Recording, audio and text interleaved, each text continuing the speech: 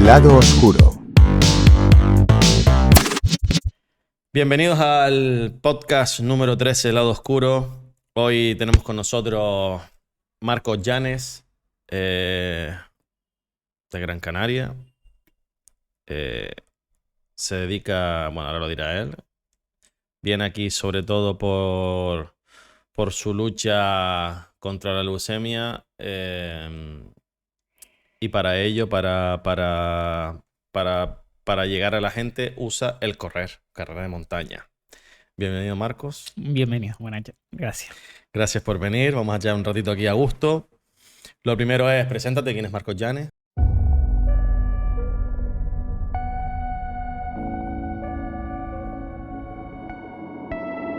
I was very inspired by your first story, your first run through Iceland, the story that you shared about your father. I was just inspired and wanted to be a part of it and help you out any way that I could. El que tiene leucemia o la persona que ha tenido leucemia o un linfoma o un mieloma vive pues con lo que tiene, pero a la vez también quiere vivir de la forma más normal posible y con pasión en la vida. I'm going to run 300 kilometers for leukemia disease. When you have a stem cell transplant, you get another birthday. And so I always tell my kids, I'm younger than you. Corremos por un solo mensaje y he corrido con la mente puesta en ese mensaje, ayudar a salvar vidas. Keep coming!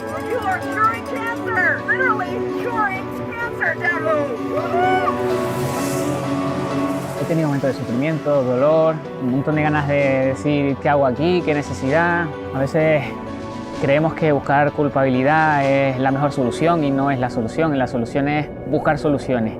Mi padre me dijo una vez, lo más importante tiene que ser lo más importante.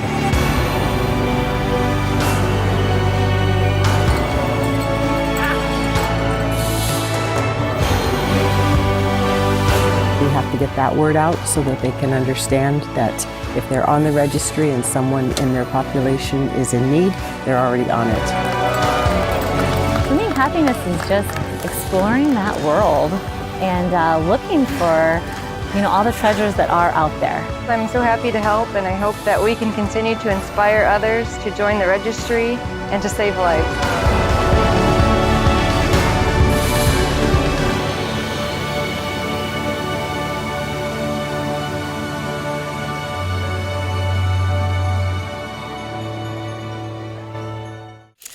Pues nada, Marcos te diría que es un soñador incansable, una persona que a veces me cuesta poner los pies en la tierra, de bajar un par de revoluciones y en constante positividad, ¿no? Desde que me la educaron mis padres de pequeño, pues he ido evolucionándola yo a mi manera, de experiencia, hasta que me he hecho así, se puede decir.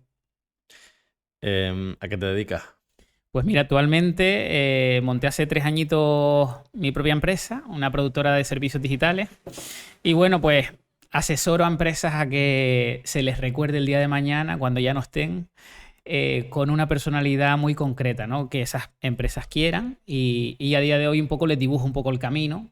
Porque claro, pues todos los empresarios, como todos sabemos, pues no tienes todas las horas del día para poder acometer ese tipo de cosas que te gustarían. Y bueno, pues en mis manos y en las de mi gente que me acompaña en ese camino, pues depositan esa confianza para poderles un poco allanar el terreno y buscarle lo último de lo último que mejor se dirige a su negocio. ¿Y cómo es eso? Explícame cómo sería. Por ejemplo, coges una empresa, todo audiovisual, ¿no? Sí, correcto. No hablamos sí. de marketing ni de redes sociales. Bueno, va un poco la mezcla, ¿no? Sí. ¿Y qué haces? Coges una empresa y qué servicio das exactamente. Pues mira, damos servicios, lo que más nos demandan son empresas de deporte, que es un poco de lo que quisimos dirigirlo desde el principio. Y ahí entre Juan Carlos y yo, que es mi socio, pues intentamos abrir el abanico, abrir posibilidades hacia empresas que actualmente pues están flojitas en ese aspecto, a lo mejor no tienen las herramientas necesarias, ¿no? Para crecer. Y bueno, les intentamos llevar la gestión de las redes sociales hacia otro tipo de hilo, ¿no? De contar las cosas. La producción audiovisual pues la hacemos más buscando el consumo actualmente que se demanda en redes sociales. Y si tienen que hacer spot o campañas muy particulares, también las hacemos y vamos, han salido ideas ahí muy locas y muy random y escandalosas y que han cogido, bueno, es más, hicimos a un equipo de fútbol femenino un vídeo, gracias también a Gas y Víctor Ubara, que tuvo un premio de la FIFA y eso pues nos llevó a que más gente se fijara en nosotros, ¿no? La producción. Claro, ¿y un premio de qué? Pues ese premio fue iba el premio a la mejor iniciativa comercial entre todos los clubes que existían en el mundo. Entre nosotros estaba también el Betis y el Cali colombiano, que es otro de estos así muy emblemáticos, históricos y tal. Y pues aquí en Juan Grande, el Juan Grande femenino, pues tuvo ese galardón de estar ahí entre los finalistas. Al final se le llevó el Cali colombiano de tanta masa social que mueve. Pero muchos clubes nos decían que tomaban las ideas para las estrategias de marketing de las universidades, ¿no? Como las que nosotros hacíamos de pequeños presupuestos, pequeños recursos. Y siempre he dicho que la mejor idea muchas veces está en esos cerebros, ¿no? Más que sí, que hay que tener maquinaria, hay que tener tecnología, hay que tener dispositivos de última generación. Pero si tu idea es buena, si la hace bien y la dirige bien, tú sabes que triunfa. ¿Cuántas películas no ha sido la primera, poco presupuesto, una maravilla de guión? Segunda película, muchísimo presupuesto, al carajo el guión, y es todo efectos especiales y se la cargan. Y hay suficiente trabajo. O sea, te completa tu día a día, tu jornada laboral. Mira, empecé eufórico, las cosas como son, ¿no? He ido bajando el pistón porque, claro, al principio lo quieres coger todo para tener experiencias de todo tipo, ¿no? Multicolores, como digo yo. Y ahora pues me he quedado un poco en esa idea entre Juan Carlos y yo de pararnos los pies y decir, oye, vamos a coger lo que nos da el tiempo para tener familia, tener vida social y vida de pareja y demás. Y hasta la fecha sí, hay mercado de eso y si tú también sabes comunicarlo, lo que quieres hacer para esa empresa, te pueden venir. Otra cosa que después, pues seas comprometido, seas responsable, seas consciente de que tienes en tus manos el poder de la comunicación. Y esto es un ejemplo también, este podcast, ¿no? Luego le das una vuelta y nos dices qué opinas, qué podemos mejorar. ¿Tus hobbies cuáles son? Pues yo creo que el principal hobby mío, obviamente, es el deporte. Y luego el entorno familiar, el de pareja, el estar también muchas veces intentando buscar, dadas las épocas, a veces es un poco difícil, ¿no? Tú sabes que tenemos más épocas de estar más viajeros o menos viajeros por las circunstancias, pero sí que uno de los más hobbies también es descubrir, ¿no? Descubrir mundo y eso, muchas de las grandes cosas de los proyectos que fui haciendo, pues me ayudó a pegar el salto a otros sitios que yo no conocía. ¿Siempre mezclas tu hobby cuando viajas? ¿Siempre va ligado a correr? ¿O no? No tiene por qué. Lo he intentado a veces separar. Es que también te voy a ser súper sincero y aquí al que nos esté escuchando, es difícil en la maleta de una persona que corra no poner las zapatillas de correr dentro de la maleta. Y me cuesta un montón que le digan, no, pero vamos a disfrutar, ¿no? Vamos a ir de gastronomía, tú sabes, ¿no? A buscar museos, a buscar cosas, rutas y tal. No, pero una mañanita, una salida a correr de 30 minutos la tengo que hacer porque es que no me tengo que quitar la chicha, ¿no? Y cuesta un poco, pero sé separarlo. Más o menos sí. ¿Por qué corres? Es que esta pregunta es muy profunda, ¿no? Vamos, a eso hemos venido, ¿no?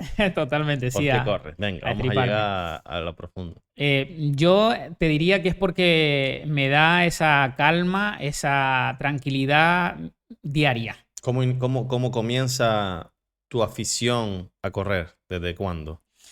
Desde que jugaba al fútbol de pequeño. Yo creo que ahí ya el entrenador, uno de los primeros entrenadores que tuve, llegaba yo a pretemporada, nunca se me olvidará, Tino se llamaba, y me decía, bueno, decía en el grupo, pues Marco, vamos a tomarnos las pulsaciones, venga, todo el mundo aquí, y ahora sacamos las conclusiones y vemos qué ejercicio podemos hacer. Y entonces a mí siempre me separaba.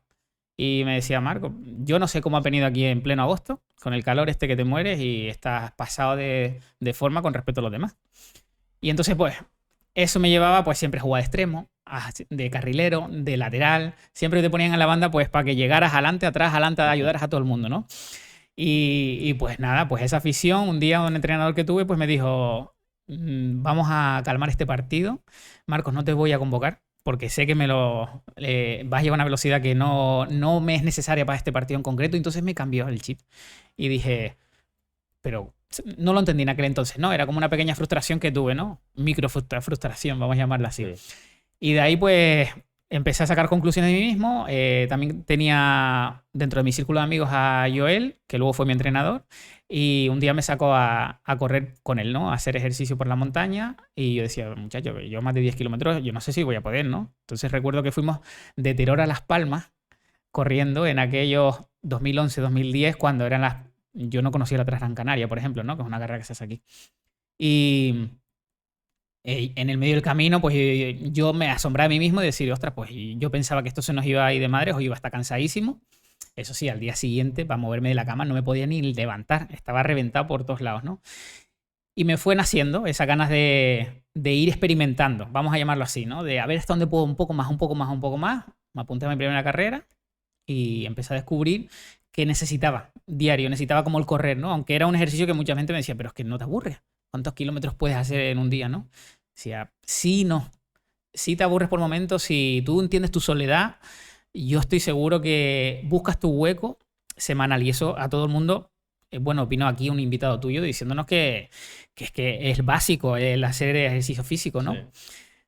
A lo mejor yo me lo tomo demasiado, demasiado más allá, ¿no? Depende cómo lo mires. Pero sí, por ahí es lo que experimento yo con correr. Y eso es ahí donde empezaste a correr. A partir de ahí ya. Sí, iba con zapatillas de las que tenía para salir a pasear un poco y nada, pues te vas juntando con amigos conocidos y tal, vas saliendo solo, acompañado y empieza tu afición a correr. Sí. ¿Y siempre de montaña o...? ¿Es lo más que te gusta la montaña? Sí, a ver, cuando jugaba al fútbol, pues era en pocos metros era rápido, ¿no? Y a lo mejor ahora me he hecho menos rápido y más resistente. Me gustaban las dos cosas en ese entonces. Ahora ya es que me pones las dos cosas y te elijo la montaña. Es que porque te da es otra noción del tiempo, otra tranquilidad, un silencio totalmente diferente, ¿no? Al correr en asfalto ¿Te con pones mucho ruido. casco? No suelo. Si lo hago es porque estoy muy agobiado la semana. Sí. Porque cuando voy a la montaña me prefiero escuchar los ruidos, no porque me venga un perrito y me muerda detrás, pero prefiero escuchar el sonido del silencio, aunque creamos que no hay soniditos que, eso es oro líquido. Sí. Así lo ¿Qué? entiendo yo. ¿Y te ayuda el silencio a pensar en más cosas o simplemente corres, disfrutas, escuchas? ¿O tienes como te encuentras contigo mismo? Porque mucha gente busca superarse. Muchas veces estamos siempre conectados a algo, música, escuchando un podcast, y nunca estamos en silencio, simplemente haciendo lo que hacemos. Y es verdad que eso ayuda a pensar en cosas, que no nos paramos a pensar. Entiendo que la carrera lo que te hace es pensar mucho en todo. A ti te ocurre eso, que le das vueltas, buscas soluciones, porque yo me he dado cuenta a veces cuando no me pongo música que doy con soluciones a algunos problemas y digo, es que si no me hubiera parado ahora no hubiera llegado a esa solución. Sí, totalmente, te doy la razón en eso. Y te vas con las carpetas desordenadas. Siempre que salgo a correr, voy con un caos que te cagas y luego encuentras el momento de cuando vuelves a casa. Parece que es como que alguien te ordenó el ordenador y te colocó todos los archivos en la carpeta adecuada, ¿no? Es verdad que también correr a mí me transporta al presente porque estás en el día a día, más pensando en lo que vas a hacer muchas veces mañana, cómo vas a plantear la semana que viene y estás escuchando tus pisadas, tu momento de ti mismo y eso, digamos que te pone los pies en saborear más ese momento tuyo interno, ¿no? Pero eso que dices tú, yo estoy muy de acuerdo, ¿no? De que salir a correr es un ejercicio fundamental. Ya puede ser salir al gimnasio, a un deporte individual, que alguien lo practique, me entenderá. Digamos que te construyas a ti mismo un equilibrio que se va desarmando totalmente siempre durante la semana si no tienes mucho control. Y te tienes que preparar para correr, o sea, tienes que prepararte a nivel muscular, tienes que hacer fuerza en gimnasio, tienes que tener siempre un oficio para recuperarte o vale con correr y listo. Mira, vamos a partir de la base. Yo realmente corredor profesional nunca Te considero. Sí, ni me nace decirlo porque lo Pero veo como... has corrido bastantes carreras Claro, y las has terminado. Sí, y he cogido experiencia en eso, ¿no? Profesional, pero sí son kilómetros. Y tengo que cuidarme muchas veces, ¿no? Te puedo asegurar que hay varias partes, ¿no? Que yo así lo defino como a mí me ha funcionado. Que es la parte de cuidarte el descanso, cuidarte los hábitos alimenticios lo mejor que puedas y sobre todo cuidarte la parte de musculación, porque ahora estamos en un momento que a lo mejor estás entrenando, de repente te viene una lesión, pierdes musculatura y luego otra vez volver a ese óxido. Yo ahora, por ejemplo, estoy en ese momento de que estoy quitándome ese óxido de un tiempo que estuve parado y es un follón porque te frustra, sientes como que no vas a recuperar aquella forma que tuviste, ¿no? Y te da como pensamientos muy malos. A no ser que tú maduramente digas, mira, esto es transitorio, estos son pequeños pasos que estás haciendo para lograr dentro de X tiempo, pues lo que venga, ¿no? Y tienes que saborear esas pequeñas cosas porque yo creo que cuando mejor estás, no te acuerdas muchas veces de cómo fueron esos pasos, ¿no? Que diste. Sientes el presente y no te acuerdas mucho de lo que te costó llegar hasta ahí, ¿no? ¿Tú recomendarías ese deporte a la gente? Correr. ¿Te divierte? Es que a mí personalmente me gusta el deporte. Disfruto mucho si es fútbol, si es pádel, si es cualquier deporte que sea, lo veo divertido. Correr es que nunca le he encontrado el gusto. Incluso nadar me gusta. Y es un poco más de lo mismo. Al final ahí sí que no podía escuchar. Ahora sí iba a escuchar música, pero yo me acuerdo en su día que tienes que solamente pensar y pensar y pensar. Pero es como que es un deporte más exigente. O sea, no es divertido. Pues te puede gustar, pero tú le preguntas a una persona que no corre y dice, divertido no es, o sea, véndemelo de otra forma. ¿Cómo lo puedes vender tú a una persona que para que se una? Porque es verdad que ha habido una fiebre brutal y lo hubo porque había 1000 carreras.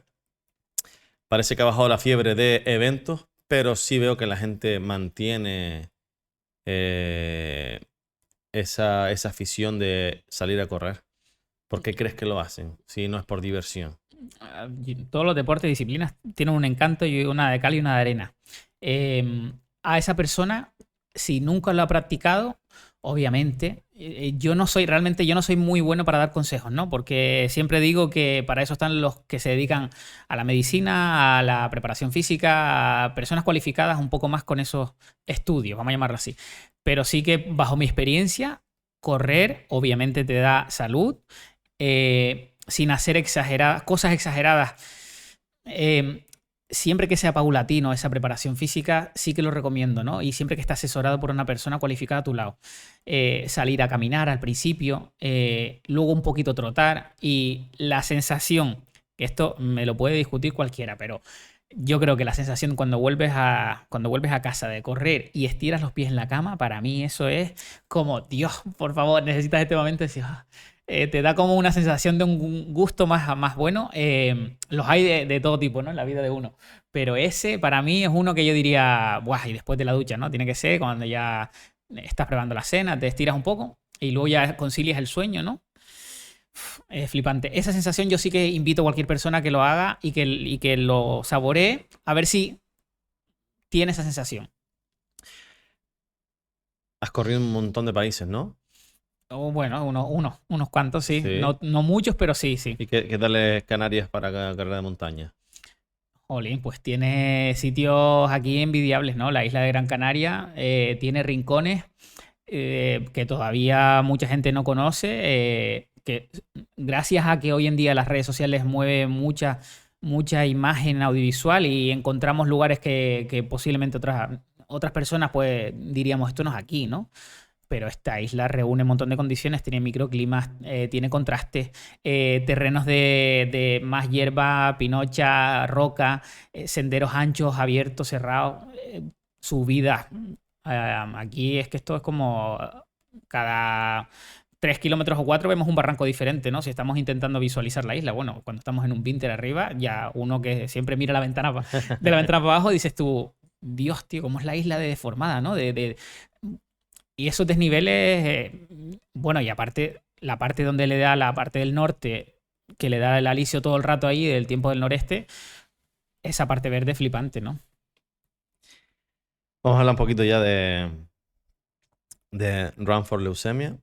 Me gustaría que primero explicaras qué es, que te he preguntado antes si es una organización. Me gustaría que explicaras qué es Run for Leucemia y que me expliques por qué nace, cómo nace y con qué fin nace. A ver, tiene un trajín profundo esto. Mira, el movimiento de Run for Leucemia nace, yo te diría, no te sé decir el día en concreto que nace como tal, pero se van sucediendo una serie de hechos, ¿no?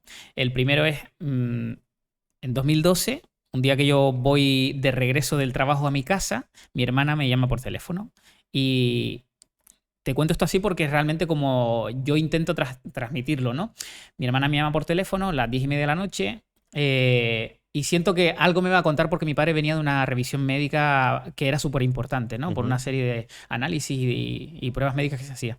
Y entonces pues me dice que tiene un mieloma múltiple, que es un cáncer en la sangre, y que iban a empezar con un tratamiento duro, drástico, con quimioterapia y demás, ¿no? Entonces me deja seco. Yo recuerdo que paro el coche, llevaba una furgoneta roja, no me olvidaré nunca del trabajo, paro en medio del arcén, empiezo como a tener una respiración muy, muy fuerte, ¿no? De decir, Dios, que no se me pasa, ¿no? No lo entendía. Entonces mi hermana me dijo, tranquilo, llega a casa, cuando llegues me llamas y ya vemos, y ya charlamos un rato, ¿no? Entonces, después de ese tiempo de negación total, de vez en cuando alguna noche cogía un papel, me ponía a expresar las cosas, ¿no? Las dejaba medias alborotadas allí en la mesa de noche.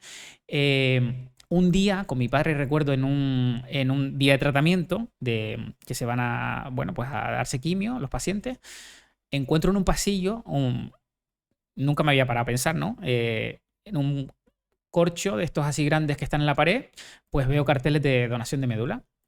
Y digo, ¿cuántas personas se paran por aquí al día para leerlo, tío?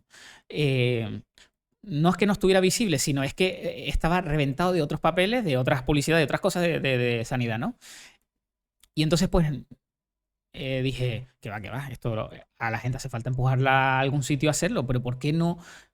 La gente no sabe los requisitos, ¿por qué no se abren internet, pues se informan bien de cómo es una donación de médula y que quitemos los mitos, ¿no? Entonces le digo un día a mi hermana, mira, voy a intentar llevar gente al hospital.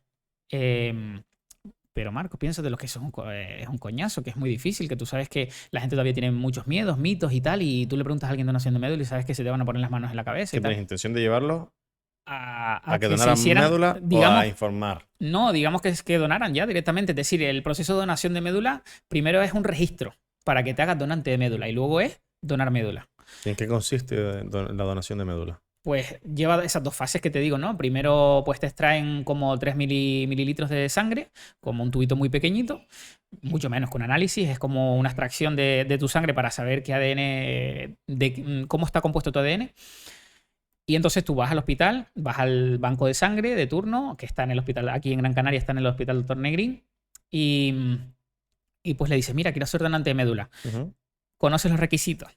Te van a preguntar, ¿no? Entonces, pues tú, pues si no tienes ni idea, pues naturalmente le vas a decir, mira, creo que sí, pero si no, recuérdamelo, ¿no? Pues tienes que tener aquí en España entre 18 y 40 años, no haber tenido ninguna enfermedad tipo cáncer o no haber tenido ninguna enfermedad autoinmune recientemente. Entre 18 y 40 años. Sí, 18 y 40 años. Pueden ser donantes de médula. Exacto, Ya pueden ser. De 41 adelante. No, aquí en España no. Otros países sí permiten un poco más de edad. ¿Y por qué?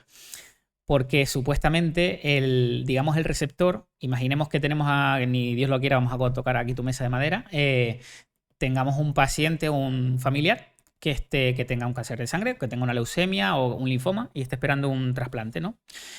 La calidad de esas células madres que él reciba tienen que ser, vamos, excelentes. Tienen que tener de un 80% de compatibilidad muy bueno. Entonces, entre más joven sea el donante, el receptor va a aceptarlo mejor y va a tener una esperanza de vida un poco más larga, ¿no?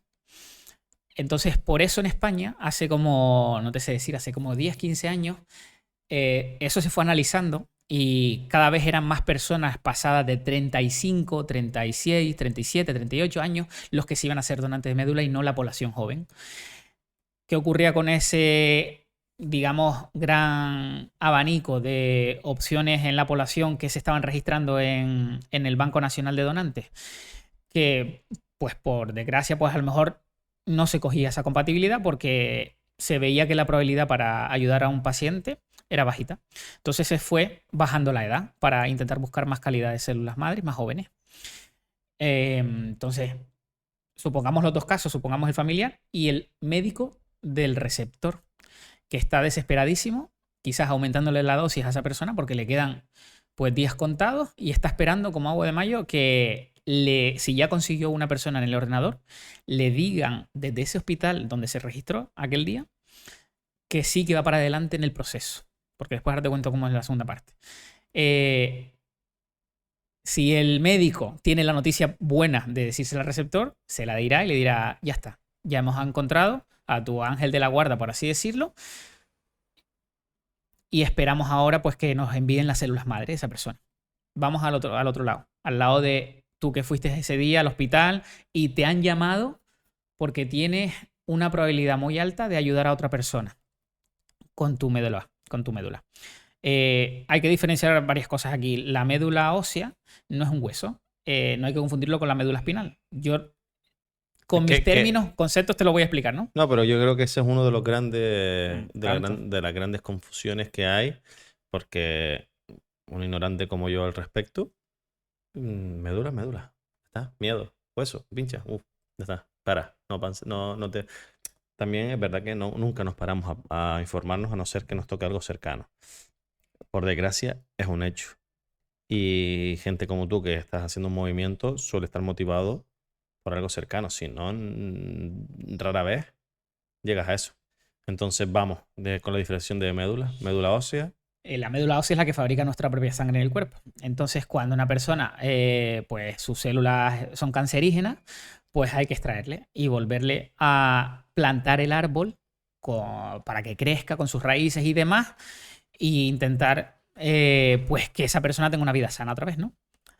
Como decía antes, te lo estoy explicando un poco llanamente porque es que es la mejor forma de explicarlo. Porque sería otra persona al final, que estoy aquí. Lo podemos entender, ¿no? Entre todos. Estamos escuchando, queremos saber de manera menos técnica cómo funciona esto. O creo que es interesante. Correcto. Que si no lo quieres saber, que ya que estás escuchando esto, que aprendas porque te pueden dar ganas de ir a ser donante. Pues nada, pues entonces... a partir de ese momento que te llaman, te tienen que hacer unas pequeñas revisiones, otra vez a ver cómo está tu estado de salud, porque a lo mejor tú hiciste donante más hace 3 años y tu estado de salud era otro y ahora es diferente, ¿no? Porque vale, tú vas, te dicen, eres apto pero no tienes por qué donar en ese momento. Solo donarás si alguien es compatible. Correcto. Bien. Sí. Incluso hay veces que nos encontramos mucho en internet, ¿no? De dona médula para Juan, me lo voy a inventar. Dona médula para Mateo. Realmente en España es anónimo. A partir de ahí, tu primera posibilidad de ser donante para alguien es solamente a tus parentescos cercanos, sean hermanos o incluso, han habido casos, creo, si no recuerdo mal, de padres con hijos y primos, no estoy seguro, pero con hermanos son siempre las posibilidades más cercanas. Si no tienes hermanos, tienes la baja probabilidad de que ahora el círculo se va a reducir. Tus hermanos son primera opción. Si no son compatibles contigo por tu ADN o lo que fuera, pues ese médico va a buscar en el banco de donantes nacional, ¿vale? Y si no existiera posibilidad, en el internacional. ¿Qué le supone al donante? ¿Qué le supone el donante? ¿Tiene algún tipo de contraindicación? ¿Qué le supone un donante tener la posibilidad de ser donante de médula? Mira, por suerte tengo conocidos que ya lo han hecho ese segundo paso, ¿no? Que es el que le llaman y ya van para adelante. Se ponen la capa de Superman ahí y ya te enfundes en el pensamiento de que vas a ayudar a alguien para toda la vida. Eso no se te va a borrar jamás. Entonces, en ese proceso hay dos opciones. El médico tiene la última palabra del receptor, es decir, dice, probamos con aféresis. La aféresis es una máquina detrás tuya, tú reclinado como si fueses a donar sangre, un tubo en un brazo y otro tubo en el otro brazo con una vía, ¿no? Y va haciendo un circuito de sangre. ¿Tu brazo? Sí, es un circuito, digamos, en ti mismo. La máquina detrás tuya va a separar lo que le interesa. En este caso va a separar las células madre. Ese proceso dura 3 horas, aproximadamente 3-4 horas. Previamente, la semana antes, te hacen unas pequeñas inyecciones en el estómago, en la barriga, para estimular un poco el corriente sanguíneo y aparte la cantidad de células madres que Sí, que eso es lo que nos pinchamos. Yo, por ejemplo, que cuando me partí el tendón de Aquiles, me tenía que pinchar en el estómago. Pero esa es ay, tiene un nombre, no recuerdo ahora. Ese tipo de inyecciones, digamos, para hacer circular la sangre. Pero en este caso, perdón, que lo expliqué mal, es para estimular un poco a las células madres a que crezcan, ¿no? A que se reproduzcan más. Porque al final te van a extraer, ¿no? Las tuyas. Y el cuerpo es tan inteligente, tan sabio, que en 3 días vuelve otra vez a crear tus células madre, ¿no? O sea que no pierdes células madre. No, para nada. O sea, te hago estas preguntas porque es posible que haya dudas. Ay, si luego doy mis células madre... No, es bueno que las hagamos, que quede claro. Si ese médico receptor dice, pues vale, vamos a por la féresis, y yo con ese procedimiento estoy contento para que mi paciente pues vuelva a tener otra vez una esperanza buena de vida, ¿no? Si cree que la probabilidad tuya llegaste ahí con un 70, 75%, 80%, te va a invitar a que te hagan la punción detrás en la espalda, que es directamente... te tienen que anestesiar completamente, te quedas hospitalizado, ingresado al hospital y te hacen una punción para extraer tus células madres, que es el líquido que está justo dentro de la médula. Contraindicaciones realmente es las que todos sabemos dentro de los que conocemos este proceso, que es la de quedarte flojo durante 2 días. Te vas a quedar como una gripe que no se te va a ir y tal. Tienes un tratamiento oral para casa, de algún antiinflamatorio y algún calmante y algún paracetamol. Y a partir de ahí luego es recuperarte en casa como puedas durante 2-3 días. En la féresis es un poco menos invasivo, porque piensa que al final no están haciéndote una anestesia general, es un poco, bueno, más tranquilo, te puedes ir para casa ese mismo día. Al día siguiente te quedas un poquito ahí también flojo, pero creo que los 2 días antes te quedas todavía como más flojete también, ¿no? Entonces, el ritmo es tiempo, aguja, que hay gente que tiene aguja, y flojera. Ya está. Esa es la contraindicación para salvar una vida, ¿no? Sí, sí. Ahora, las indicaciones para que seas el ángel de la guarda de esa persona es para ti para siempre. Eso no se te va a olvidar en la vida, ¿no? Y también se produce como una cierta magia, ¿no? Yo no lo he vivido, pero por lo que he escuchado de los demás, claro, que te digan que, ostras, yo salí de allí y no sabía para quién iba eso. Ni sabes qué país tiene esa persona, ni qué edad, ni qué nombre, ni sexo. No puedes saber nada. Es como una base de datos internacional. O sea, tú donas médula al mundo o a España. No, tú donas médula a cualquier parte del mundo. Ajá. Excepto en Estados Unidos, que si se producen que el receptor y el donante están en el mismo país, pueden coincidir, porque la ley de protección de datos de Estados Unidos es diferente a España. Y no me estoy quejando de nada, sino es a veces... Sí, tal cual. Y a veces tenemos como... Pagamos todo justo por pecador, porque a veces es como muy bonito saberlo. Sí. Lo que pasa es que hay mucha mano negra en muchas historias que han pasado, sucesos que ocurrieron hace muchos años y... ¿Cómo qué? Pues, por ejemplo, datos así que conoce uno de... en países donde se surgía el donante, cuando recibe la llamada de, que quieres mi médula, pues... Exacto, hasta que tú no me entregues esta instancia de dinero o lo que fuera, no. Imagínate la mano sucia un poco del ser humano, ¿no? De ese sentido. Bueno, pues eso no es de extrañar. Pero está claro, sí, oye, depende de tu vida y hay gente que va a pagar lo que sea. Y si es la vida de un ser querido, de mi hijo, de mi hija, pues que no sé si eso también se dona para niños también. Sí, puede pasar para cualquier persona. ¿Niños con niños o da igual? O sea, no te sé decir tanto ahí. Yo no me atrevo a decírtelo porque a lo mejor estoy haciendo cábalas de cosas que no las controlo. Pero diría que adultos con niños, no lo sé si puede ser el caso. Niños con adultos, sí. Es decir, un adulto que está esperando por un trasplante, un niño sí puede.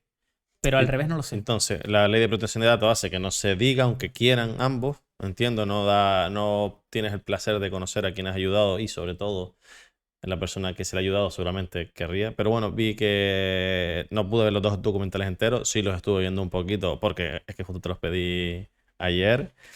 Y cuando sí empecé a conocerte, sí estuve viendo un montón de tramitos que no era el vídeo completo, pero no lo encontraba. Pero estuve viendo y bueno, vi que en el documental, que ahora hablaremos de los documentales, hay un caso de una persona y viviste ese momento. Sí, digamos en el documental de Alaska, el último, vivimos todo el equipo de trabajo que estuvimos allí 10 días, no más, 15 días a tope casi. Vivimos el encuentro de lo que te decía antes, de donante y receptor. En este caso era una chica y un chico, ¿no? Una persona de Alaska y un chico de Miami.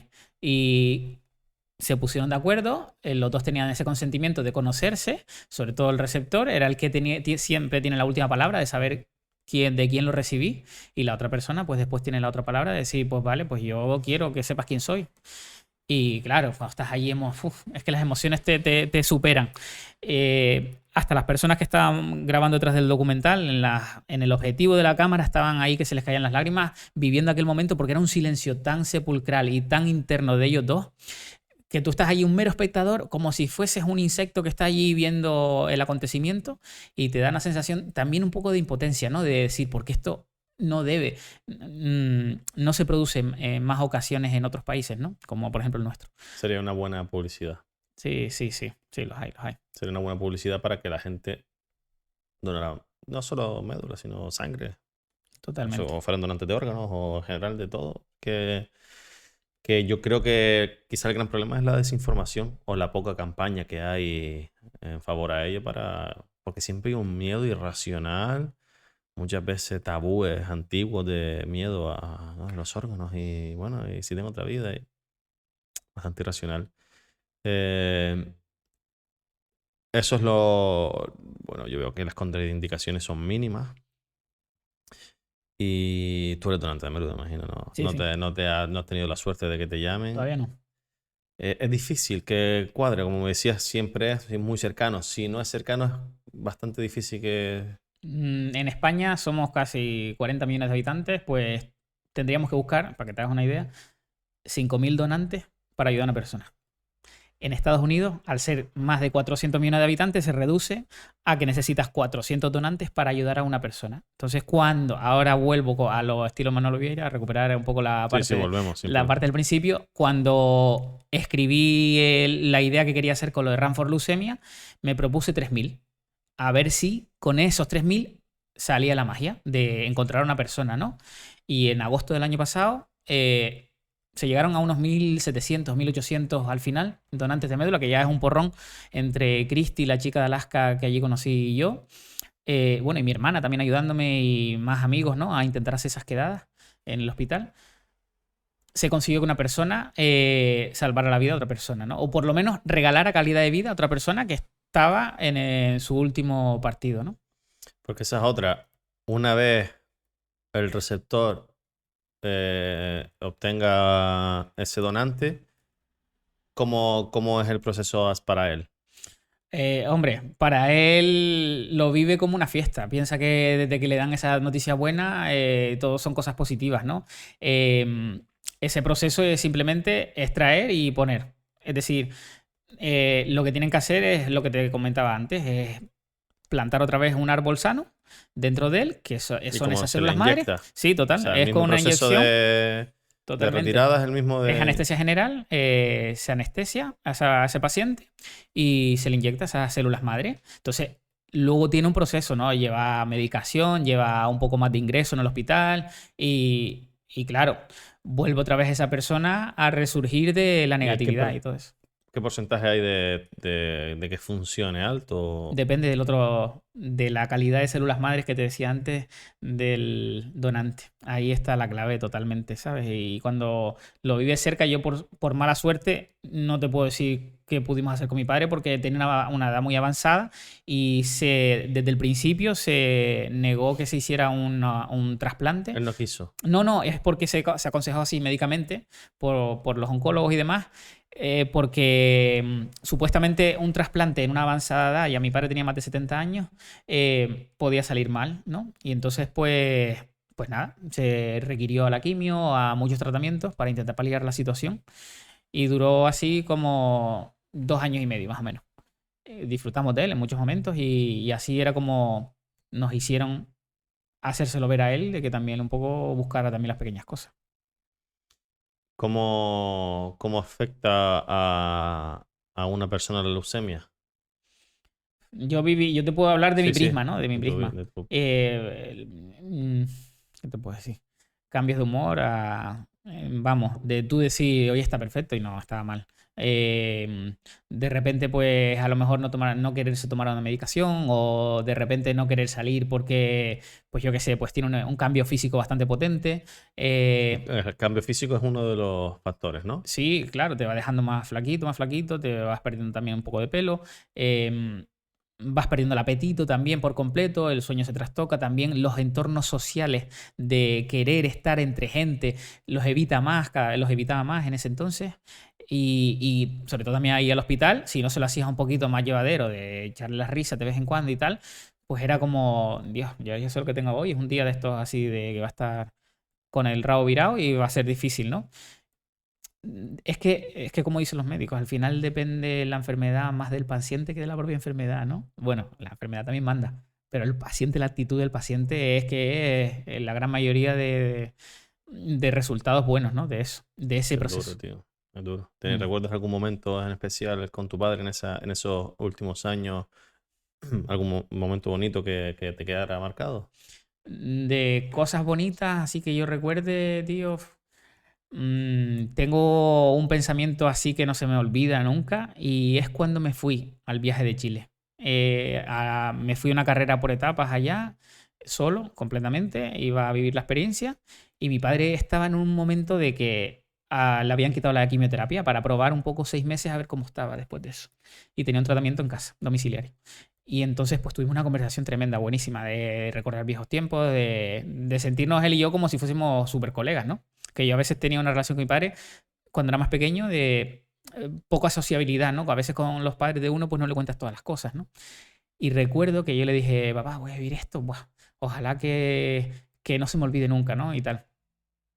Y me estuvo dando un montón de consejos de, tú no mires para atrás, ¿no? ¿Sabes? Esos consejos de la gente de antes, ¿no? Ni mires para atrás, no tengas que estar dando explicaciones ni a mí menos y a tu madre menos, ¿no? Y tal. Entonces yo tenía un poco también el miedo de decir que no pase nada, ¿no?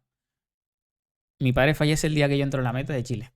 Y cuando recibo la información de mi hermana en un mensaje de texto, me hace una videollamada cuando yo llego al hotel y a mí fue como si me tiraran un iceberg en toda la cara. Porque tuve una sensación dura de ¿qué hago aquí?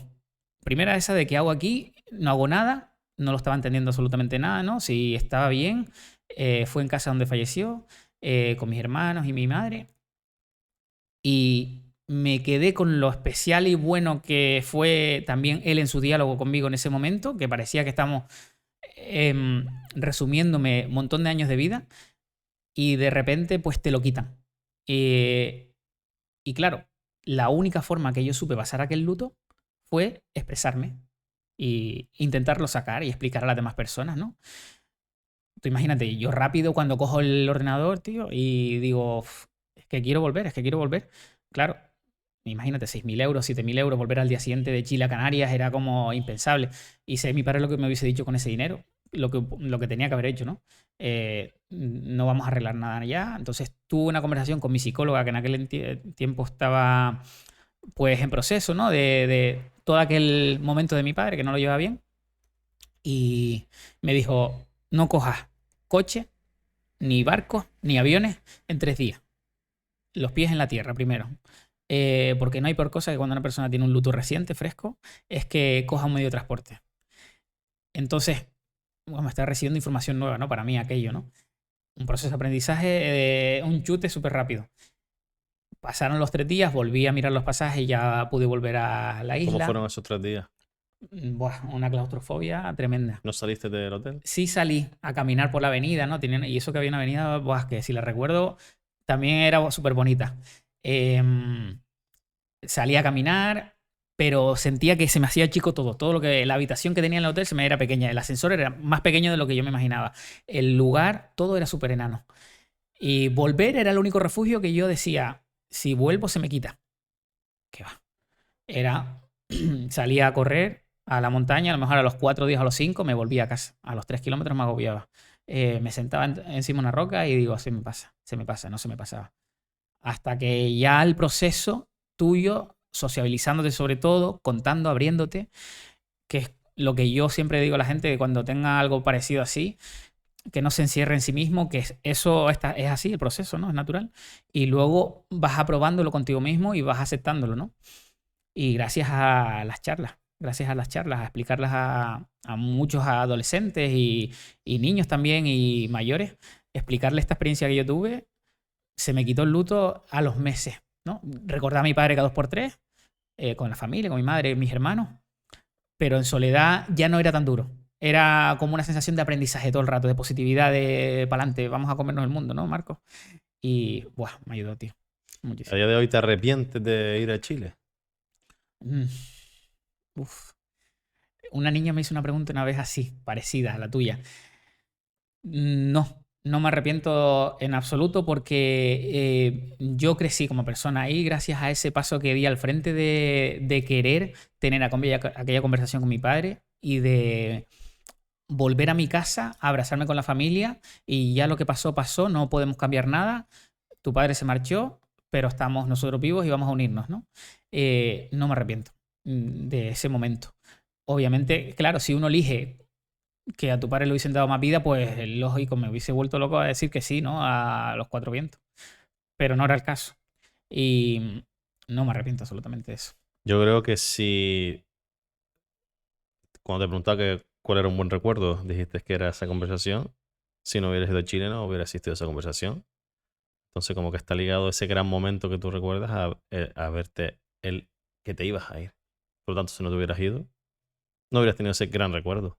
Tenía otro. No, que quedan ahí en la memoria ahí de mi existencia, pero no, ese fue uno de los buenos que recuerdo. ¿Y crees que es menos duro que se te muera una persona tan cercana cuando ya sabes que su muerte está cerca? ¿O de igual manera es igual de duro, te rompe? Yo es que no eres consciente nunca, tío, de que esa persona se te va a ir.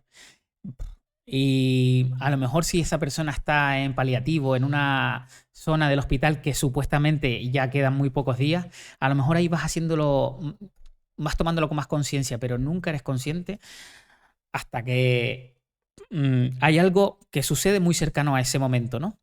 Porque intentas evitarlo, ¿no? Intentas hacerlo más grande el espacio de tiempo, ¿no? Y estirar más el chicle. Y estoy seguro que alguien que nos está escuchando que haya tenido ese momento no lo quiere ni pensar, ¿no? Y ya después cuando se te va, aunque esté esa persona que ya no pueda ni hablar, ni dialogar contigo absolutamente nada, que mi padre también tuvo momentos así, mucho antes, ¿no? De ese momento. Es que es difícil, ¿eh? Es duro, es difícil. Si tú lo has tenido alguna vez, pero es duro, es duro. Esa fue una persona, la única que yo recuerdo muy cercana, que era muy joven, inesperado, y pasa que también era más niño. Lo recuerdo duro, pero era más niño, era menos consciente. O sea, yo creo que entre más edad, peor es. ¿Y crees que deberían de prepararnos? O sea, esto se dice mucho ahora, ¿no? De que hay que normalizar la muerte.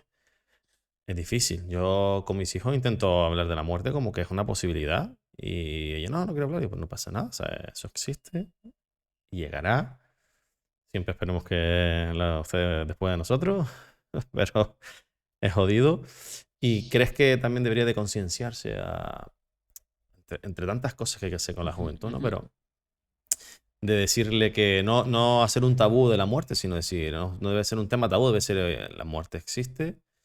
Y yo supongo que eso también ayudaría a que luego los golpes fueran menos duros. Y sobre todo, ya no hablar de ello, de que es algo normal, de que, como dices tú, habla sobre ello, coméntalo.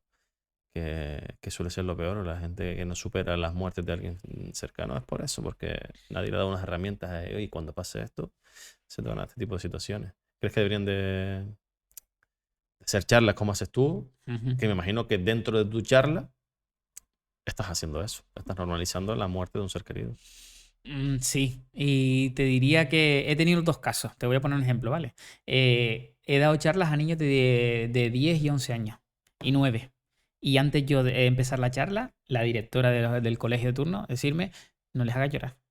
No les hagas llorar porque sé que vas a hablar de cosas muy sentimentales y que son difíciles para que ellos lo sepan de qué va, ¿no? Entonces, la única frase que me sale decirle a esa persona siempre es, ¿sabe un niño cómo, si tuviera una enfermedad de este tipo, ¿sabes cómo se lo toma? Como deberíamos de tomarnos toda la sociedad ese tipo de proceso, que es con la inocencia. Y ese tipo de inocencia es la que verdaderamente los adultos, porque somos más maduros, porque a lo mejor hemos experimentado tantas cosas, no nos paramos a pensar en esa bendita inocencia que tienen los niños de enseñarnos, que es de tomarse las cosas más tranquilo, más de que no pasa nada. Si pasa, pasó, no va a pasar nada, ¿no? Te pongo ese ejemplo y te pongo el otro ejemplo, que fue cuando yo llegué de Islandia. en el aeropuerto, esperándome como 10 niños del hospital materno-infantil. Por mí, que yo me había ido a un viaje en el que iba a hacer un mensaje al mundo un poco de que donaran médula, y de repente mi hermana se acerca a mí y me dice: son niños del hospital, Marcos, que han querido venir a verte porque se enteraron de lo tuyo.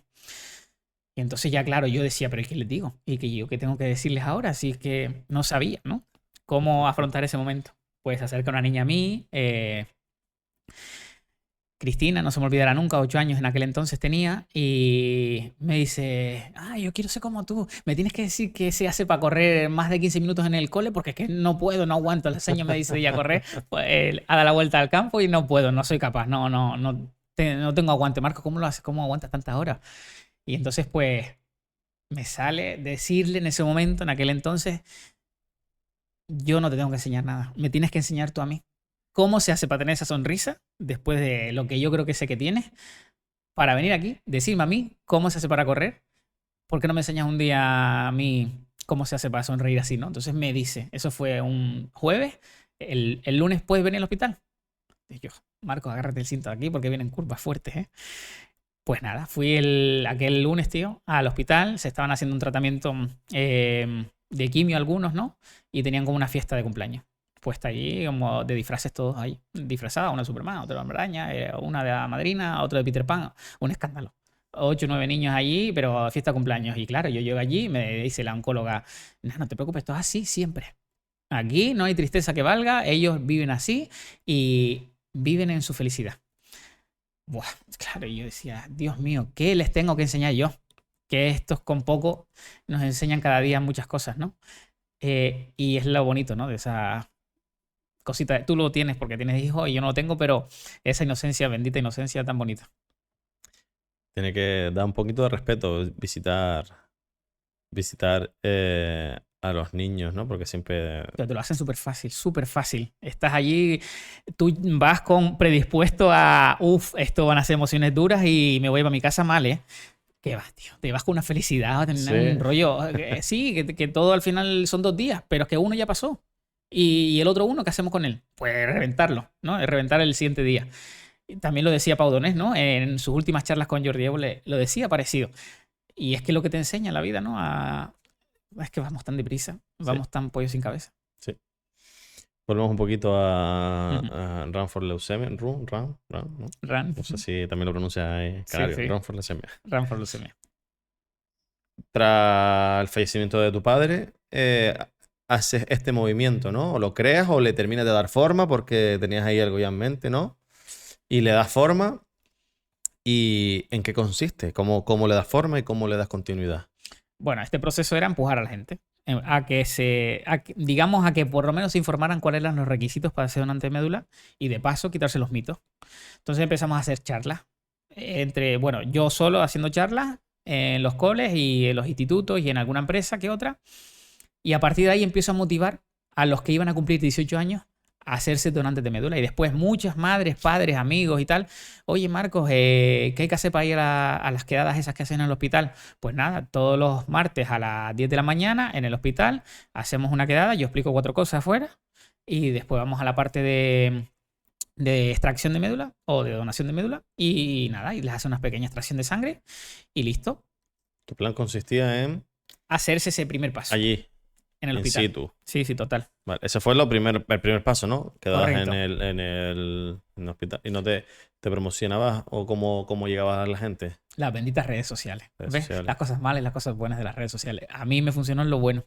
A otras personas les funcionó en lo malo. ¿Mediante tu cuenta o Run for Leucemia tiene una cuenta? Run for Leucemia, sí. Tiene una cuenta. Ahí empecé yo también con mi altavoz de mi voz y después pues me ayudaban pues otros amigos, otros conocidos y salió la magia. ¿Y cómo tienes contabilizado los que se han hecho donantes de médula mediante este movimiento? Un Excel. Sí. Un Excel a mano, a boli, ahí a muerte, Pero uno entonces, por uno. los que lo han hecho, si no te lo han dicho, no tenés constancia, Hay ¿no? muchos que no tengo constancia, ¿sabes? Por ejemplo, ¿no? Hay veces que hablo con la persona allí del banco de donaciones de sangre y me dice: ay, Marco, que se me olvidó decirte, ¿no? Se me olvidó decirte que yo no estuve de vacaciones y vinieron un par de chicos el otro día preguntando por el proyecto tuyo y tal, y vinieron a donar y tal. Ay, se me olvidó decírtelo, ¿no? Y así un montón de veces, ¿no? Entonces, de los que yo he podido con mi hermana en aquel entonces contabilizar, pues éramos unos 1.700 y más los de Christie en Alaska, que todo hay que decirlo, en Estados Unidos no es como en España hacerte donante de médula. Allí es con un hisopo, un bastoncillo, te recogen saliva, lo guardas en un sobre, viene un cartero a tu casa a recogerlo y ya eres donante de médula. Más fácil. Y en teoría es que tiene un debate eso. ¿Por qué? Porque si te extraigo sangre, te comprometes más. Y si te extraigo saliva en medio de la calle, ay Dios, que aquel día no me acordaba. Te llamo, ¿no? Te digo, Bueno, eres una persona y tal. pero... Eso es lo que pasa. Coges más masa con el masa, bastoncillo. ¿no? Obviamente en Estados Unidos hay mucha más tecnología, hay mucha más maquinaria, hay muchas más adelantos y se puede hacer ese tipo de cosas. Y en España se ha querido irse a... ¿Cuál te gusta más a ti? Es que las dos tienen sus pros y sus contras. Yo creo que te cogería la de sangre por ese compromiso, porque yo lo he vivido ese compromiso. Y más de uno que le habrán llamado y, ay, pero ¿y ahora qué me toca hacer? Chacho, pero si ya te hiciste donante. Pues ya está, ya ahora... Pero eso puede pasar también si has hecho la donación de sangre, ¿no? Puede pasar igual. Correcto, Te llaman y te sí. pones ya atrás. Correcto, sí, Sí, sí. entiendo que si te haces el No tienes el bastoncillo, día tienes o- más gran cantidad de gente que te diga un que sí, ¿no? Digo yo. Sí, sí, sí, totalmente, sí. Haces el movimiento, haces charlas. Siguiente paso. Pues volver a hacer otro dibujo de otra aventura. Y ahí fue cuando nace la aventura en Alaska. ¿Cuál fue tu primera aventura? La de Islandia. Islandia. ¿En qué momento surge Islandia? ¿Cómo surge? Porque me gustaría saber, porque él tiene dos carreras, él tiene dos documentales, el de Alaska y el de Islandia, pero me interesaría saber cómo se da pie a que se haga un documental. O sea, ya no solo, porque claro, eso no es después de hacerlo, ya no puedes volver atrás, tienen que grabarte todo. Entonces, ¿cómo surge esa idea y cómo fue todo?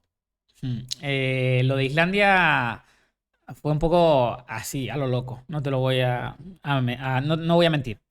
Fue un poco una noche de yo no tenía sueño en aquel entonces y me pongo a desarrollar en un papel un poco una idea de dibujar en un mapa de un sitio que me transportara a mi personalidad, ¿no?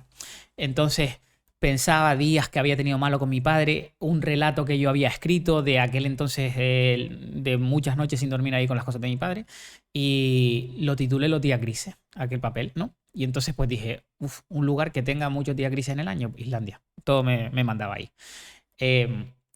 Empiezo a buscar en internet, rutas y una gran locura, imagínate, en un sitio que no había estado en mi vida. Me aventuro, me llevo una GoPro y me grabo esto y después para las redes sociales. En ese entonces, semana antes o 2 semanas antes, coincido con un redactor y director de documentales en Televisión Canaria que me hace una entrevista. Entonces es Pedro Cubiles, grandísima persona, que decide apuntarse al plan. Marco, tío, ¿por qué no lo haces un poco mejor? ¿Por qué no me dejas que yo te grabe y tal? ¿De qué manera podemos buscar la financiación? Entonces, yo tenía que romper mi hucha y buscar otra parte de financiación en otro lado. Entonces, dije, obvio, te puedo ir a la asociación Alejandro da Silva, que se dedica solamente a pacientes con leucemia, y le explico el proyecto y a lo mejor ellos quieren visibilizar también su asociación gracias a esta forma altruista de tirar para adelante con las zapatillas puestas y dar visibilidad al mensaje, ¿no? Entonces ellos, encantados. Sí, Marcos, vamos a ayudarte en lo que buenamente podamos. Dinos un poco qué tenemos que hacer, qué recursos te faltan. Y en aquel entonces me faltaban los billetes de avión míos, el de él, el de mi pareja en aquel entonces, y un poco cositas del día a día, ¿no? Pues ellos dijeron que sí, que les traíamos para acá un documental, que seguro, y lo queríamos exponer en un sitio bonito. Entonces, pues, nos metemos en Islandia. Yo ya tenía un poco las rutas preparadas, tenía un recorrido de 120 kilómetros, que no iba a parar en ningún momento, sino a comer lo que podía. Me preparo para aquel viaje, duros entrenamientos, el frío que no lo controlaba. Yo aquí entrenando con calor y temperatura suave, imposible de entrenar 1 grado -1, ¿no? O -2. Incluso en verano, que hace en las zonas de interior de Islandia, hace 4 o 2 grados, ¿no? En verano, yo aquí entrenando a temperaturas de 30 y encontrarme aquello. Bueno, un sinfín de problemas, pero todo era por un buen fin. Y más por un poco la gente que también me apoyaba mucho en las redes sociales y me ayudaba. Y pues todo eso se fue contando en el periodo del viaje. y trajimos para acá un documental que se tituló No solo 18 horas, porque fue lo que tardé en hacer aquella... ¿Cuántas cámaras habían? Uno solo, que era Pedro Cubiles. Y corría contigo. Yo solo corría. Ellos me seguían con un jeep, el fotógrafo, el cámara, Pedro Cubiles, y en aquel entonces mi pareja. Yo iba repostando la comida cada ciertos 15 o 20 kilómetros, cada horita y media, iba cogiendo comida y seguía. El jeep siempre pegaba a mí. Porque la ruta yo la había hecho así para que si pasaba cualquier cosa no me encontrara en un sitio que no tuviera cobertura, y la de Dios se puede formar llamando a un helicóptero yo en medio de un país que no tengo a lo mejor el seguro cubierto. Bueno, yo imaginaba películas de esas, ¿no? Pues nada, pues todo salió correctamente, con mis ampollas, con mis sufrimientos, mis dolores de los pies que me moría, y después el premio final, que fue lo que te decía antes, lo del aeropuerto, ¿no? De llegar. Entonces, ese documental se rueda allí, se trae para acá el material. Yo en el avión, Pedro, las tarjetas las tienes. Dije que sí, por favor. Pues cualquier cosa que esto hay que enseñarlo. Si ojalá se pudiera ayudar un poco más a que se concienciara el mundo con esto que estamos haciendo. Sí, todo bien. Pues nada. Cinesa nos compra la idea y la metemos en el cine. Está ahí. La compra. Digamos que nos hace un poco el pasillo fácil para que lo podamos exponer, y el dinero que se recogiera iba para la asociación. Sí, no se lucraba de ello. El cine no. Incluso, bueno, el cine no, mejor que nadie, pero que el cine, que supongo que es una empresa privada. Creo que el cine cogió una parte de las entradas, creo que no sé si era el 30%, y el resto era directamente para la asociación. Entonces la asociación nos hacía como un préstamo de esas ayudas, y ellos después lo recuperaban con las entradas del cine, ¿no? Fue un toma y daca que yo me quedé tranquilo, dormía tranquilo, no tenía problemas con eso. Y bueno, pues al final mueves más conciencia, que era lo que se ayudaba con ese documental. El documental salta a Barcelona, salta a Madrid. Ya yo me veo desorbitado, ¿no? Decir, yo tengo mi trabajo. En aquel entonces trabajaba en Decathlon. Y podía un poco las dos cosas. Pero aún así me pesaba, ¿no? Estaba para todo. Bajo el pistón, empiezo otra vez a recobrar yo mis entrenamientos, mis cosas, ¿no? Porque me pasó que cuando volví a Islandia digo, ¿y ahora qué? Y ahí ya está. Y esto es lo que yo ya más podía hacer, ¿no? Tuvo que pasar un tiempazo. Pasó 1 año y medio a yo decir, venga, me atrevo con otra cosa. ¿Y el documental seguía caminando? Siguió caminando los cines. En aquel entonces pero tú no tenías que acompañarlo, digamos, a claro, yo tenía que estar, ¿sí? Tenía que estar en esas salas. Bueno, a ver, podría no estarlo, pero el cine en cuestión siempre quería que fuese la persona para que explicara un poco la hazaña. ¿Y se salió de España? No, se quedó solamente en eso. Se intentó tocar festivales, pero una vez que se expuso en cine, ya los festivales no podías presentarlo. Porque tenía esa controversia de que los festivales solo se presentan aquellas piezas visuales que no se están presentando. ¿Y se llegó a contabilizar a los espectadores? En aquel entonces lo sabía, pero yo te diría que más de 4.000 personas, sí, 4.000, 5.000 entradas así entre todas las ciudades que fueron. Y antes de que te vayas de Islandia, ¿qué tal la experiencia como país? ¿Viviste algo especial? ¿Cómo fue algún momento complicado? Experiencia de Islandia, lo que recuerdo era, claro, yo no había vivido ese rollo de no tener oscuridad. Y estar todo el día de día me trababa, ¿no? Claro, porque teníamos que llevar los antifaces, ¿no? Para dormir, porque a veces las casas tenían estores y podían bajarlo. Eso fue curioso. De Islandia también tenía vamos, ¿cómo se llama? La paranoia en la cabeza de que algo iba a explotar. Porque recientemente había sido un volcán allá, bueno, impronunciable, me acuerdo que le llamaban impronunciable, súper largo el nombre, y tenía esa anécdota que era súper reciente. Todo el mundo me decía, tío, que vas a correr por sitios que están todavía vivos, ¿sabes? Que no te digo que ahí la va corriendo, pero que cualquier cosa puede estallar allí y tú sabes cómo es eso y tal. Digo, mira, yo qué sé, la inconsciencia tiene un punto y esta me vale para mí. Pues nada, esas son un poco las cosas que recuerdo. Y luego después, en algún supermercado que otro, cuando comentaba de dónde venía y lo que hacía, pues bueno, se ponía las manos en la cabeza, pero ¿y tú qué sabes? ¿Y por qué vienes a esto? Que se te perdió aquí en Islandia para tú estar corriendo detrás de nadie, ¿no? Y luego se emocionaban, ¿no? Porque les explicabas un poco el rollo. Me pasó en Alaska también esto, pero más bruto.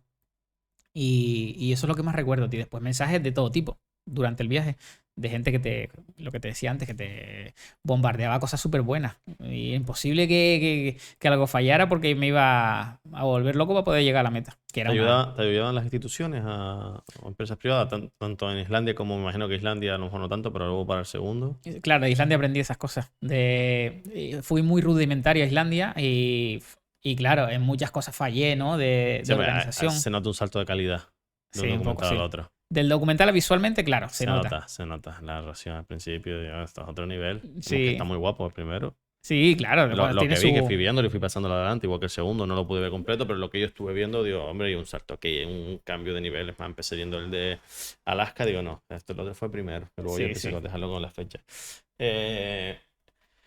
2016 fue el Islandia, sí, 2016. ¿Y Alaska? 2018, 2 años. verano igual. O sea, cuando terminaste Islandia, me imagino que acabaste contento con Sí, con tanto. el proyecto.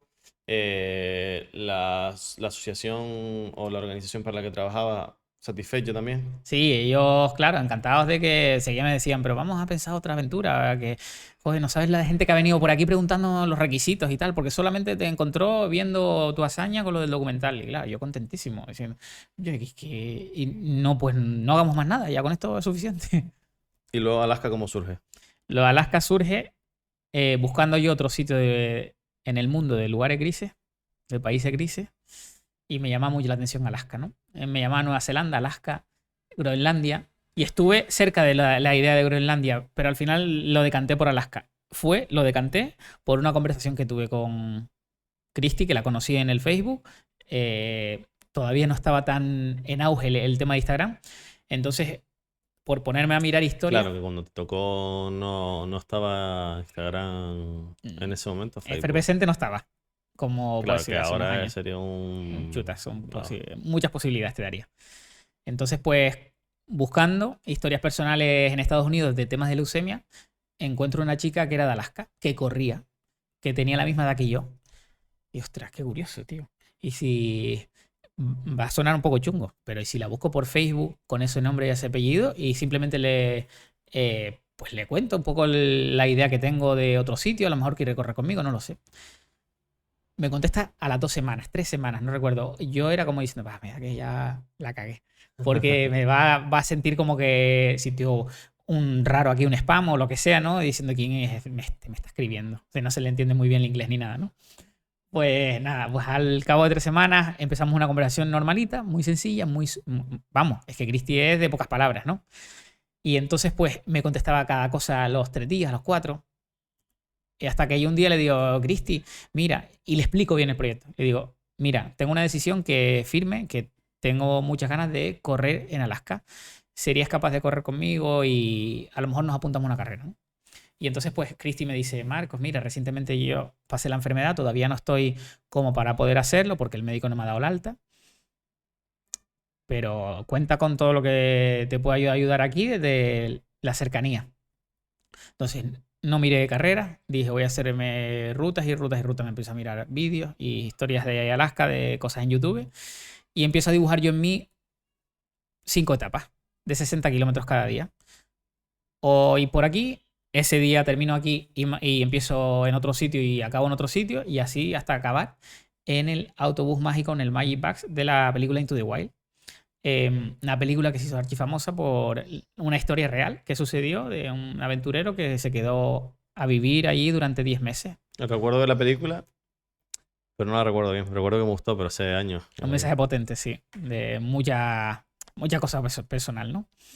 Pues nada, entonces se lo cuento a Christy y poco más. Ese sitio se puede visitar, entiendo que está allí para... No, lo quitaron, tío. Hace como cosa de un año quitaron el autobús mágico de allí, el Magic Bus, porque mucha gente quería visitarlo y es un sitio muy rocambolesco de llegar.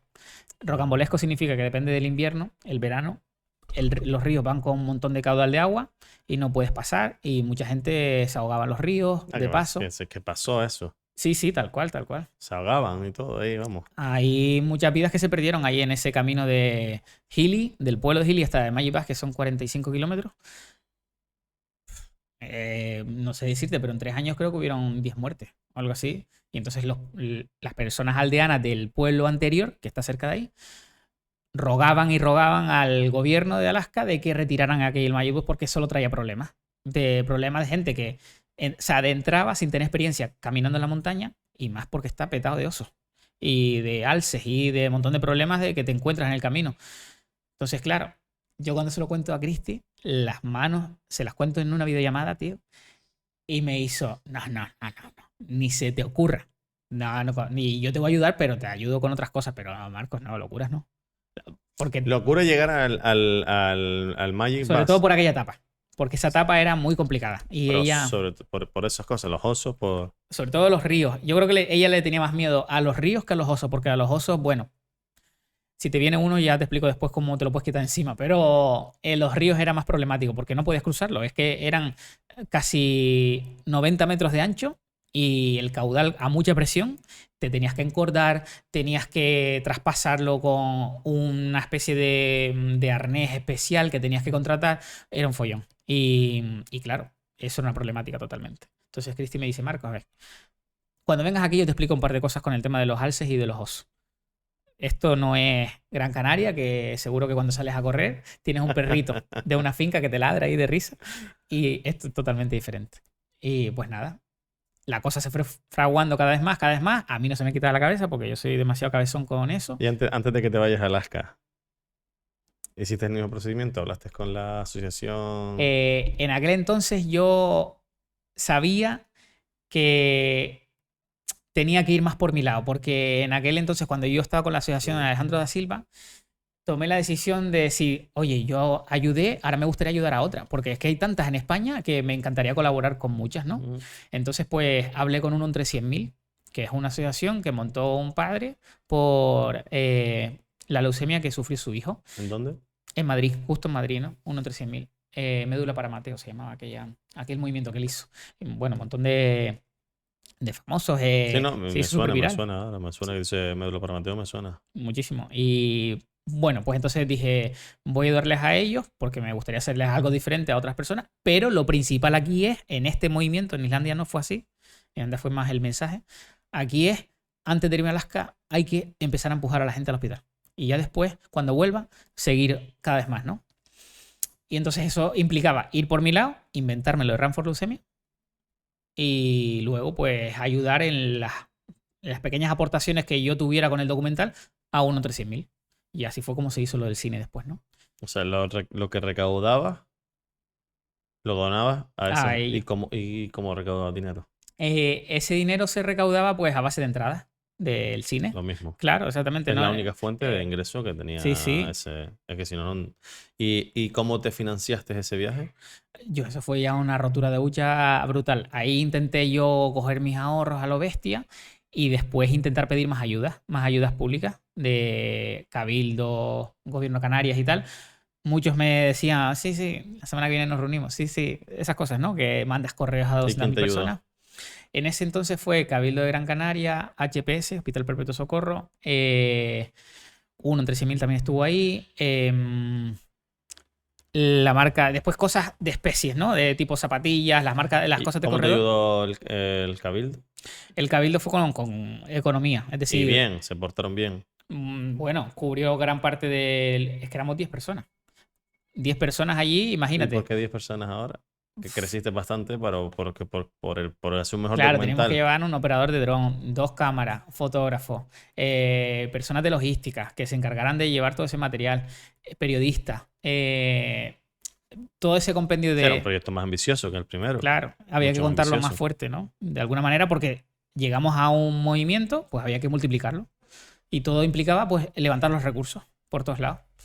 Y nada, el experimento era hacerlo viral y que las plataformas pudieran después tenerlo, ¿no? Ese documental.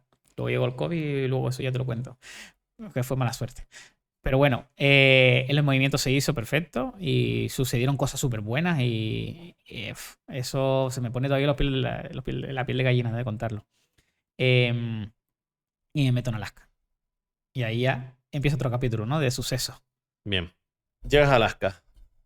Cuéntanos qué pasa a partir de ahí. Hubo un choque de realidad potente. Yo recuerdo que cuando ya habíamos almorzado, nada más llegar a Alaska, bueno, tuvimos una anécdota, te la cuento ahora y me descojono de risa. Venga, vale. Primer vuelo de dron, se nos queda el dron encima de un árbol. Sí, y yo diciendo, no puede estar pasando esto. Todo el mundo nervioso, se genera una tensión terrible. Solo había un dron. Solo teníamos un dron, no teníamos, y estaba recién inaugurado el dron. Había llegado a casa de Cristi porque lo había comprado así Edgar, el compañero. Cuando vimos aquello dijimos, bienvenido a Alaska. Esto así, ¿va a pasar esto? Bueno, Nada, se arregló aquella ¿Lo situación. recuperaron? Sí, ¿Cómo? Marcos, el fotógrafo, escaló, Joder. movió el árbol. Imagínate el muchacho lo que hizo para sacar la tensión que había en el grupo ya de decir, tío, que esto no puede ser, tengo 3.500 euros arriba en el árbol, que va, esto tiene que bajarse, que he venido solamente para sacar aquí el documental con mi dron y tal. Imagínate la preocupación del muchacho, ¿no? De decir, me salió todo al revés, ¿no? Pues nada. Marcos, el fotógrafo Marcos Cabrera, que le mando un saludo y un abrazo, bajó el dron, volvimos todos a la tranquilidad y Cristi y yo tuvimos una conversación esa tarde, eso fue el mediodía, pues por la tarde tuvimos ya de decir, Marcos, vamos a ver, estás en Alaska. Punto número 1, ¿qué sabes de los osos? Y yo, claro, no te descojones de mí, ¿sabes? Yo sé cosas de las risas, cosas para echarnos tú y yo unos chistes aquí en YouTube, que he visto 4 vídeos y me imagino cosas. Vale, ¿y qué ocurre ahora si vamos al jardín y sale uno cerca nuestra? ¿Qué crees que tendríamos que hacer, no? Entonces yo, mi inconsciencia, pues decirle, pues dime que tienes algo en tu casa para que le saquemos al oso y se asuste. Entonces me dijo, bueno, te voy a dar 3 indicaciones básicas. Igualmente hoy vas a conocer a Jordi, que es un chico catalán que es amigo nuestro, que es biólogo, bueno, trabaja en los bosques con especies que viven en Alaska, intentando preservar esa especie, ¿no? Y protegerla. Entonces, pues bueno, trabaja haciendo estudios y demás y sabe de osos incluso hasta más que yo. Él te puede decir mejor que nadie. Bueno, quedamos con Jordi, me dice, prepárate, cómprate un spray antioso, como si fuese un spray de pimienta de policía, una bengala y unos cascabeles. Los cascabeles vas a tener que llevarlos todo el rato puestos. No hay problema, bueno, me acostumbro al ruido. Y luego, pues, esa es la parte más deportiva de decir que tengo que hacer para, ya, yo vengo entrenado y me he cuidado bastante bien. Y la otra parte era la parte de donación de médula, de vamos a hacer algunas quedadas para que la gente sepa el proyecto que tú haces en Canarias y hagamos un par de quedadas para aquí, la gente con un hisopo, el bastoncillo, les traigamos esa saliva y hagamos donantes de médula para aumentar esos 3.000 que tú quieres, ¿no? Bueno, escandaloso, súper guapísimo, tío. No recuerdo yo momentos así tan bonitos que yo lo haya descubierto en otra cultura, que el agradecértelo tantísimas veces de que gracias a personas como tú, pues estás moviendo muchísimas cosas que no se mueven, ¿no? Que es esa conciencia y remover cosas que hacían falta. Pues entonces recuerdo, tío, que en el documental se ve eso, que no pasa nada que hago spoiler aquí. Hay un momento que Cristi me dice, te vas a subir en el escenario delante de 150 personas en un bar y vas a decir qué haces aquí. ¿Cómo? No. Sí, Marcos, te van a dejar ahora un micro, te pones y tú hablas. Tú dices las cosas en tu inglés, yo tengo mi B2, pero bueno, y C1 también. Y vas a decir tus cosas como puedas. Y entonces, pues nada, me subo al escenario, cuento lo que estaba haciendo, por qué estaba haciéndolo, qué era lo que iba a intentar hacer, promover la donación de médula. Bueno, la gente, unos aplausos increíbles, conmigo después hablando de que te ayudamos en lo que haga falta, la aventura. Y ya un poco me empiezo a bajar el miedo que Cristi me había dicho 20 minutos antes, con el otro amigo, ¿no? Pues nada, ya sabemos lo que tenemos que hacer. Si el oso te viene, tú tienes la bengala encendida y te sigue molestando y se sigue acercando a ti, se prepara delante tuya, tírate al suelo y te encoges como un feto. Si te encoges como un feto te va a oler. Raro es que te abra la boca, pero claro, en ese momento ya obviamente va a peligrar tu vida. Si tú no lo molestas a él, él va a intentar alejarse. Vamos a evitar que no lleves comida fresca en la mochila, que toda la mochila esa, que toda la comida se quede en el jeep que esté contigo lo más cerca posible. Entonces intentamos evitar ese tipo de cocinas, ese tipo de cosas que fuesen al horno o lo que sea. Yo me hago mi parritas, ¿no? Cuando salgo a correr y es gracioso ese rollo. Y entonces pues yo sabía que me iba a joder con eso y ya me buscaba la vida, ¿no? Con otra cosa. Si me preguntas si tuve algún encuentro con un oso, lo tuvimos pero de lejos. Lejos te estoy hablando de a lo mejor a 500 metros de distancia mía o, lo peor de todo, ver huellas en el suelo y cagadas de animales, pero enormes. Que yo decía, pues está por aquí cerca, yo solo, ¿sabes? En medio del bosque, muchas veces, tío, ¿qué va a pasar en cualquier momento? Entonces te empieza la tensión, empieza el estrés. Ya o sea, cualquier ruido te... Claro, exacto. Cojona, ¿no? Cualquier ruidito de una hoja, yo era ya un estrés, pero de escándalo.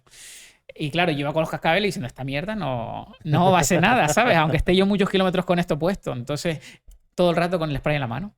ya me superaba, ¿no? Hasta que me juntaba con el jeep y el jeep, como hacía ruido, pues iba a espantarlos, ¿no? Bueno, así fueron sucediendo un poco los acontecimientos y las etapas, ¿no? La primera etapa fue súper bonita, me perdí. Owen Flynn, que es otro compañero corredor, que fue para allá ayudándome con el idioma, porque teníamos que tener un traductor para cualquier cosa, pues corrió conmigo algunos kilómetros hasta que terminó casi prácticamente haciendo la etapa conmigo. Y bueno, nos perdimos, eso también sale en el documental. Segunda etapa fue conocer a Sandra, que era amiga de Christy, que es digamos, la donante de aquel encuentro que íbamos a hacer. Y cada sitio que íbamos, cada etapa de 60 kilómetros era flipante. Corro la cuarta etapa y Christy me dice la noche anterior de que va a hacerla conmigo entera. Y prácticamente había corrido más de 10 kilómetros los días antes, probándose, sin decirle nada al médico. ¿Y a ti? A mí me había dicho ese rollo de que, Marco, voy a hacer la... Y yo, no, Christy, que tú no puedes, tío. Y el marido, yo no voy a decir nada de esto. Quiero decir, hagan lo que ustedes quieran. Pero ojo con esto, Christy, porque a lo mejor tú no estás preparada todavía, ¿no? Bueno, Christy, vamos a correr 10-15 kilómetros, después vamos a viendo cómo estás tú. Cuarta etapa, un diluvio tremendo, un frío increíble. No sentía ni las manos ni los pies. Buah, y eso en mitad de julio. Sí, que fuiste en verano, pues me imagino que más calor. Duro, duro. Entonces, pues nada, ese suceso de la cuarta etapa pasa bien. Acabamos la etapa los dos. Un abrazo tremendo cuando terminamos. Pues las lágrimas, ella diciéndonos, claro. Yo voy a colocar a tus espectadores aquí en situación. Christy, a pesar de que había tenido 4 años de una enfermedad, como es una leucemia, había perdido a su madre antes de empezar con ese proceso de su vida por un accidente que tuvo la madre. Y entonces en un momento dado le digo yo a Christy de la etapa, imagínate mi padre y tu madre viéndonos ahora desde el cielo, lo que estamos haciendo nosotros dos aquí ahora mismo, ¿no? Que es intentando dar altavoz a algo que mucha gente a lo mejor pues no tendría las patas que tenemos nosotros para poder hacerlo y ganas. Pues ya con eso nos fundimos en los últimos 10 kilómetros casi por inercia. No estábamos mirando ni el reloj, seguíamos con un walkie conectados con el jeep por si nos pasaba cualquier cosa, sobre todo por ella. Y ella lo defendió a muerte. Es verdad que llegó muy cansada, muy deteriorada, pero al final se le fue quitando el cansancio, ¿no? Solo por experimentar esa sensación, ¿no? Y ya en la última etapa, que era la más peligrosa, y era la que yo me puse súper rudo, súper pesado, de que había que cruzar los ríos, de que yo me atrevía, que yo lo iba a hacer, yo lo iba a hacer. Al final un piloto de helicóptero 2 días antes me dice la peor de las noticias, que era que estaban intentando pues todo el rato rescatar a personas las 2 últimas semanas y que no se puede cruzar esos 2 ríos que habían peligrosos. Uno no había problema, que sí lo podía cruzar. Los otros 2, sobre todo el tercero, era infernal de agua y el agua por encima de la cintura con una fuerza tremenda y había que encordarse y era muy peligroso. Y me exponía a todo el grupo que estaba alrededor mía, a mi familia que estaba esperando en mi casa que llegara sano y salvo, al proyecto, a muchas cosas, una responsabilidad de decir, Dios, tío, como un cabezón, le puedes decir ahora que no va a ser lo que tenía en la cabeza, que llevo meses y meses soñando con eso. Pues nada, acepté. La opción era lo más sensato hacerlo por el bien de todos y por el bien mío, de mi seguridad, que era 10 kilómetros hacerlo, más o menos 10 kilómetros, sí, encima en un helicóptero, quitarme 2 ríos, volverme a bajar y terminar la etapa. O sea, hice como menos kilómetros. Bueno, en vez de 60, pues a lo mejor fueron unos 30, algo así, ¿no? Pero claro, la sensación cuando yo entré a ese autobús mágico, que creo que según Antena 3 dice que fui uno de los últimos españoles cuando lo retiraron en llegar allí, la sensación esa de haber hecho el deber cumplido, eso para mí fue... Si ya en Islandia lo viví, aquí lo viví por encima de 3, ¿no? Esa sensación. Más gente, imagínate, más gente, mientras que yo estaba corriendo, más gente se iba a ser donante del hospital. Mi hermana era pasándome fotos, un montón de gente pasándome fotos, haciéndose donante. Yo, claro, no lo estaban haciendo realmente para mí, lo estaban haciendo para el mundo, ¿no? Yo estaba intentando darle un mensaje a la gente de que rompieran los mitos, que lo hicieran, que era el momento, ¿no? En ese momento no estaba tan efervescente, como te decía antes, ni TikTok, ni las stories en Instagram, ni cosas en directo que se podían haber hecho. Pero solamente con un par de vídeos que se soltaban diariamente y las notas de prensa en el periódico, que aquí todos los medios de comunicación estaban todo el rato dinamizando el diario mío que yo hacía desde allá, más Majek, otro compañero periodista que lo hacía escándalo, ayudó a que todos los días hubiese una crónica de lo que estaba sucediendo allá, ¿no? Y esa fue la parte de Alaska que más me sorprende, que todavía lo sigo viviendo. Y te lo estoy explicando y todavía lo estoy viviendo, ¿no? El momento.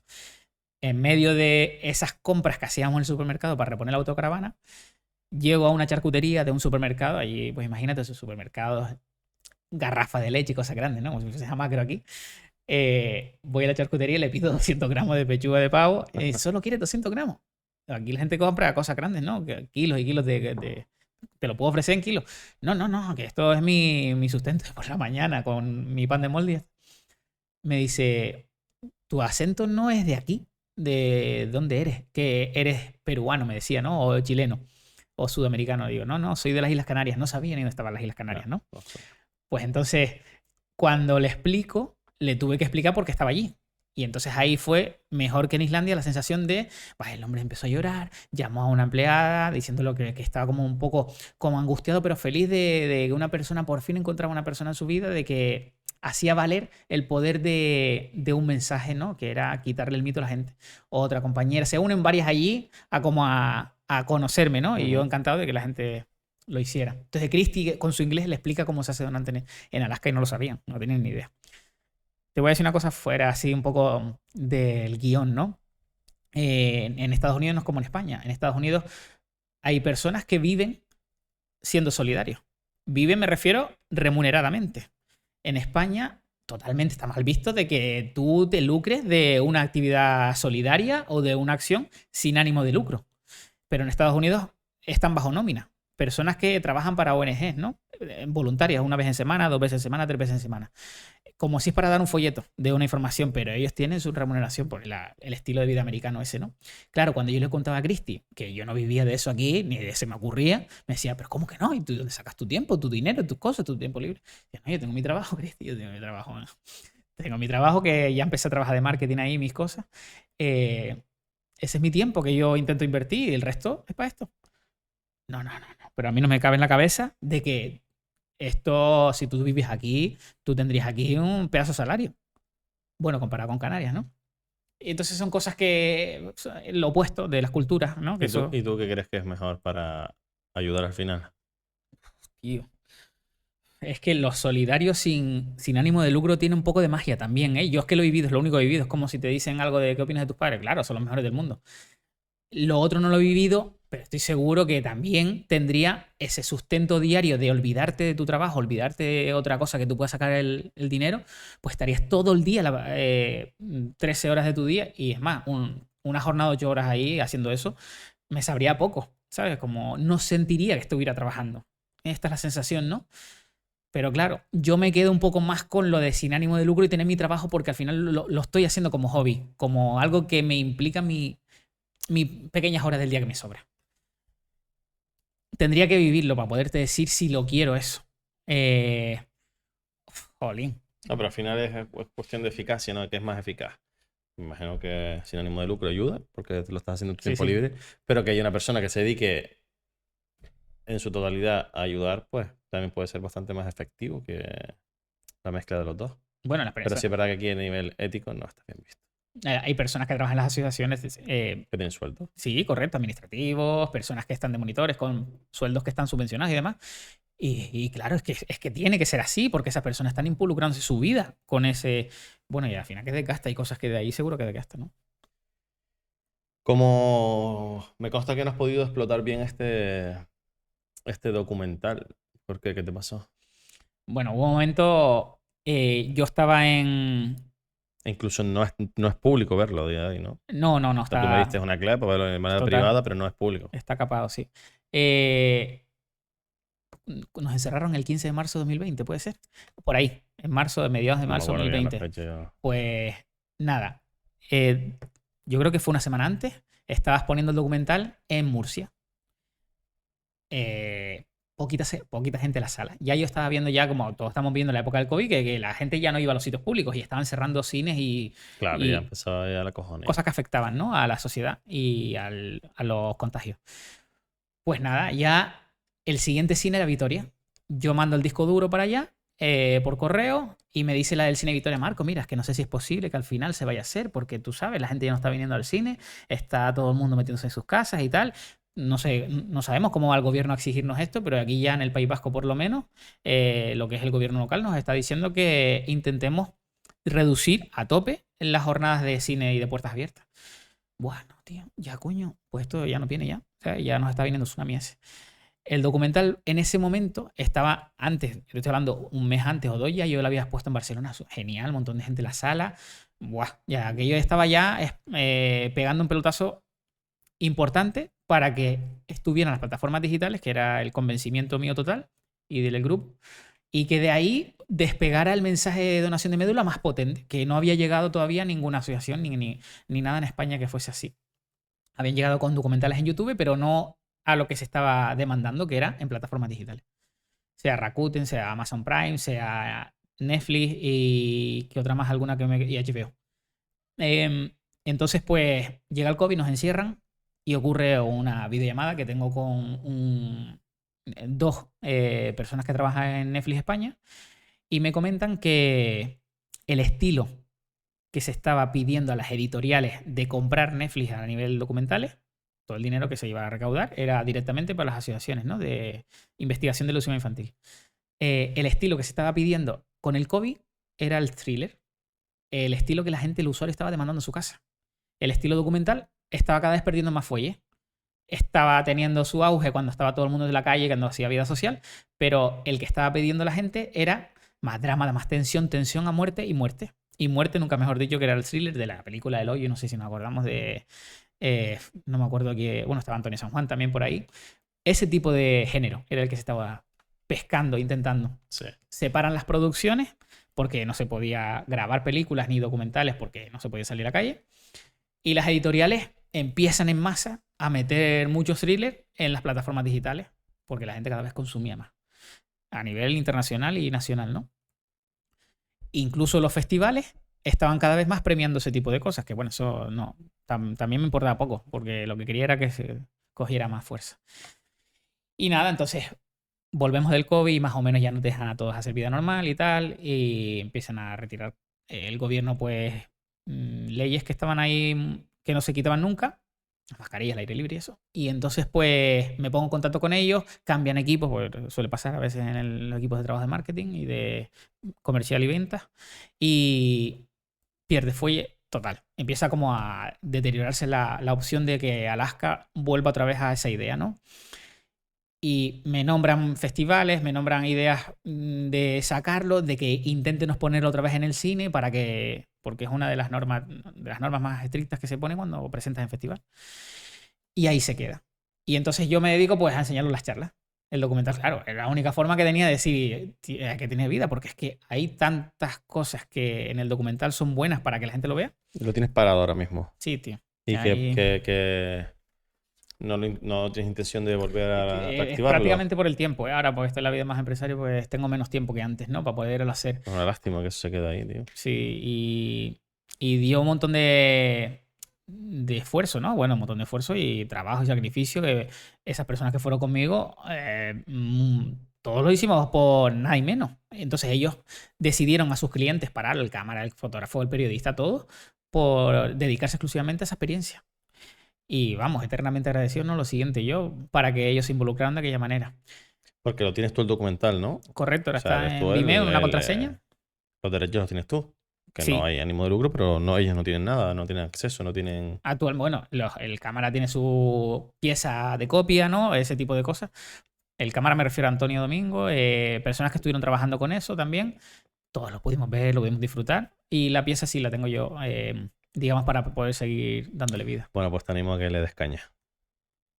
Para que siga. ¿Tienes algún proyecto en mente después de esto? Quitarme el óxido. Ahora mismo estoy en ese proceso de de estar un tiempo parado, volver a entrenar. ¿No has pensado algún país? Tengo ahí siempre Nueva Zelanda y Ushuaia. Esas son 2 chinchetas que tengo marcadas en el mapa de mi casa ahí, que no se me van ni se me borran de la imagen, porque lo dije cuando terminé Alaska, que seguiría buscando días grises, ¿no? Y ese es el final del cuento, el que todo acabe, ojalá, dando luz, un faro a las personas que siguen buscando un poquito de luz al final del túnel, porque ahora mismo estamos aquí en el podcast y alguien nos está escuchando, pero es que dentro de un hospital, de una planta de oncología, hay familiares y personas que siguen luchando por Ahora, vivir. te has conseguido 2 ya y no se han publicado. Sí, ahí está la cosa. Dale forma a eso y me avisas cuando lo hagas. Con la misma voz y me pego un salto contigo. Estaría guay, es interesante. Pero, y si no, intentaré ya una mano. Pero sí, te animo a que te pongas otro objetivo. 1 año y un país, porque con lo que me has contado, a mí me ha llegado un montón y me ha parecido muy bonito, muy interesante. Y te animo a que lo sigas haciendo. Y sobre todo que reactives ese. ¿Crees que España es solidaria? Mira, es como el debate que se pasó un poco de racismo, ¿no? Hay gente que es muy solidaria. Yo te diría que por encima de la solidaridad, hay gente que es muy solidaria que tiene su propio ruido en su casa, tiene sus propios problemas y le da igual sus propios problemas para intentar darle cobijo, cariño, dinero, a comida a otra persona que lo necesita y a lo mejor el propio que lo necesita es esa persona misma que está ayudando, ¿no? Sí, es muy solidaria. Eso mismo se lo explica a Cristi y me decía que cuánto era solidaria también España, ¿no? Con respecto a Estados Unidos. Y le decía que allí la gente se desvivía por algunas causas. Yo te diría que yo he visto cosas que si ni cuidas tu propia vida y ayudas a los demás, eso ya es, ¿sabes? Es decir, estás quitando, pero hay gente que yo creo que llena su propio vaso de su vida haciendo ese tipo de cosas, ¿no? Ayudando a los demás. Y a lo mejor se despreocupa un poco de su vida, un poco. Yo creo que sí. Yo te diría que sí, totalmente. ¿Qué empresa, qué país le has llamado más la atención? ¿Te han llamado para apoyarte, para entrevistarte? ¿Qué empresa, qué país, qué para entrevistarme? Claro que eso todo, te puedo decir cosas de medios digitales, medios escritos que siempre han estado ahí ¿La para... más potente que te ha llamado? La BBC de Alaska estuvo, cuando estuve allá, enseguida desde que supo por qué estaba allí corriendo, parecía un indígena yo allí. Totalmente de otro país, me decían, ¿de dónde viniste, no? Con mi inglés un poco así mal hecho. Cristi me dice que tenía una amiga que le habían dicho que sí, tráemelo aquí, que me cuente esto porque es que hace falta, ¿no? En el plató, cuando entré, no se me olvidará nunca. Dios, me sudaba todo. Todo yo era diciendo, sáquenme de aquí, que esto acabe pronto, porque es que me tiembla todo. Yo no sé ni cómo voy a hablar. Claro, yo sé hablar en mi idioma, ¿no? Igual que lo que tú, ¿no? Pero es que no sabía defenderme bien en inglés y me podía equivocar. Ahí estaba Owen Flynn, que estaba conmigo y me iba a ayudar a las cosas que yo no tenía fluidez. Buah, me empieza a preguntar cosas y tal, profundas también. Yo para poder expresarme no sabía cómo se decía tal palabra, lo que sea, en medio de un directo que me está viendo no sé cuántos millones de personas, encima lo pasaban diferido por la noche en otras cadenas. Bueno, es la situación esa que tú dices, si salgo de aquí hablando inglés, lo salgo gracias a este momento, ¿no? A base de a torpedo. Yo creo que ha sido lo más potente. Y después, pues, marca, periódico digital, periódico escrito. Sí, medios de comunicación he estado ahí. Hay muchísima información. Yo me puse a buscar, hay muchísima información. Prácticamente es la misma información. Difícil encontrar algo distinto porque al final todo te hace una serie de preguntas. Para eso está aquí el lado oscuro, para intentar sacar cosas distintas. Situaciones negativas y positivas que te hayan pasado en esas quedadas en hospitales. Buah, te voy a empezar por la mala. Y después ya te lo suavizo un poco con lo bueno, ¿no? Sí. Lo malo fue un viernes de una de las quedadas que sin querer, pues había coincidido mucha gente que me estaba confirmando que sí iba. Digo yo, se lo decía a mis amigos y a mi hermana, digo, chayo, si se conectan todos los planetas y esa tarde va todo el mundo que me ha dicho que sí, esto va a ser allí un montón de gente. Pues nada, yo calculaba unos 70, pues van 58. Empiezan en grupos, yo los agrupaba en grupos de 15 para poderse hacer el registro de donantes de médula. Y imagínate, un banco de sangre de un hospital, como mucho, en un día, te digo yo que tú vas allí y hay 3 personas esperando en sala de espera para que se hagan donantes de sangre. Y donantes de médula, a lo mejor van 4, 5. No es tan llamativo como la donación de sangre, que sí que tiene mucha más promoción y tal. Bueno, y empiezo ya a notar un poquito de resquemor por lo que estaba pasando, porque había mucho volumen de gente en una persona que estaba trabajando allí, funcionaria. Y entonces pues, me separa y me dice, ¿tú eres Marco? Sí, tú sabes que esto no lo puedes hacer, ¿no? Tío, ¿cómo que no puedo hacer? ¿Qué estoy haciendo mal? No, aquí necesitamos un poco de coordinación. Claro, tú estás trayendo gente, por lo que veo, pero yo necesito registrarlos y esto lleva un tiempo y tengo que estar en el ordenador uno por uno y tal, no sé. Ah, bueno, sí, vale. Pues yo le digo que se esperen fuera. Yo intentando suavizar la situación porque está intentando asimilar lo que estaba pasando, ¿no? Yo le digo que se esperen fuera y te lo voy trayendo de dos en dos. ¿Te parece mejor? Y entonces me hace como oído sordo. Está trabajando allí, metiendo datos con sus folios, con sus boli y tal, pero no me estaba respondiendo. Nada, te estoy hablando. ¿Te los puedo traer? Bueno, vale. Pues entonces nada, empiezan a venir la gente de dos en dos, terminan dos dentro, se hacen el registro, o sea, digamos el registro de la extracción de sangre para que la gente me entienda. Se van fuera, terminan de rellenar una serie de datos y así de dos en dos. Cada media hora más o menos aproximadamente. Y decía, yo tengo 58 personas. El banco me va a decir a las 7 de la tarde, rájate de aquí, que aquí hemos terminado ya y nuestra jornada laboral se acabó. Buf, y como lo va a decir la gente, y ahora que dejó su tiempo en sus casas para venir a esto y tal, porque no haya rapidez, ¿no? No haya recursos a lo mejor o lo que sea, ¿no? Entonces, bueno, pues los primeros se fueron quedando con la copla de, uy, qué mal asunto hay aquí, qué mal rollo, ¿no? ¿Por qué no podemos hacer esto? ¿Por qué no? Y entonces yo ya empiezo ya como a estar un poco más nervioso, a decir qué les digo a esas personas que van a venir y que a lo mejor no pueden, que se tienen que ir para sus casas. Pues me veo dejando aproximadamente ese día 15 fuera. 15 se tuvieron que ir para sus casas aproximadamente y después se comprometieron conmigo a venir otro día, ¿no? Yo tengo un momento a las 6:30 que digo, mira, tengo 15 personas allí, entonces me cierran la puerta en mi cara. La funcionaria que estaba allí me dice, no, aquí no puede entrar nadie más. 6:30. A las 6:40 me voy. Y yo tengo que descansar ahora, un momento que tengo que tomar un café. Y entonces ya, claro, ya dije yo, no me puede estar pasando esto va a ser doloroso, a ver cómo yo cojo mañana fuerza de decir otra vez que vamos a hacer quedadas. O lo cuento, no lo digo, ¿qué hago? No sé ni lo que hacer. Pues nada, entonces, claro, yo decía, no, que aquí cada uno salga con la emoción que quiera, el estímulo que quiera, si quiere decirlo, que lo diga a la gente como que esto puede pasar, cosas buenas y cosas malas en la sanidad pública. Hay gente que son encantadores y encantadoras y después gente que a lo mejor pues, son un poquito más difíciles. A la semana se reúne conmigo el director del Negrín y personas jefas de servicio. Y explicándome un poco que les explicara yo por qué había llevado tanta gente y por qué había, digamos, un poco alborotado el servicio. Digo, mira, yo tengo un montón de cosas que hacer y yo no vengo a dar problemas a nadie. Al final, lo que estoy intentando es empujar a la gente a que se haga donante de médula. Si ustedes me dicen que no se puede un día muchas personas de golpe, yo no les puedo decir a esas personas, mira, obligadamente tienen que venir el lunes a las 4. Porque me van a decir, no, yo tengo cosas que hacer. Y perdemos esos donantes. ¿Qué hacemos? ¿En qué punto nos quedamos, no?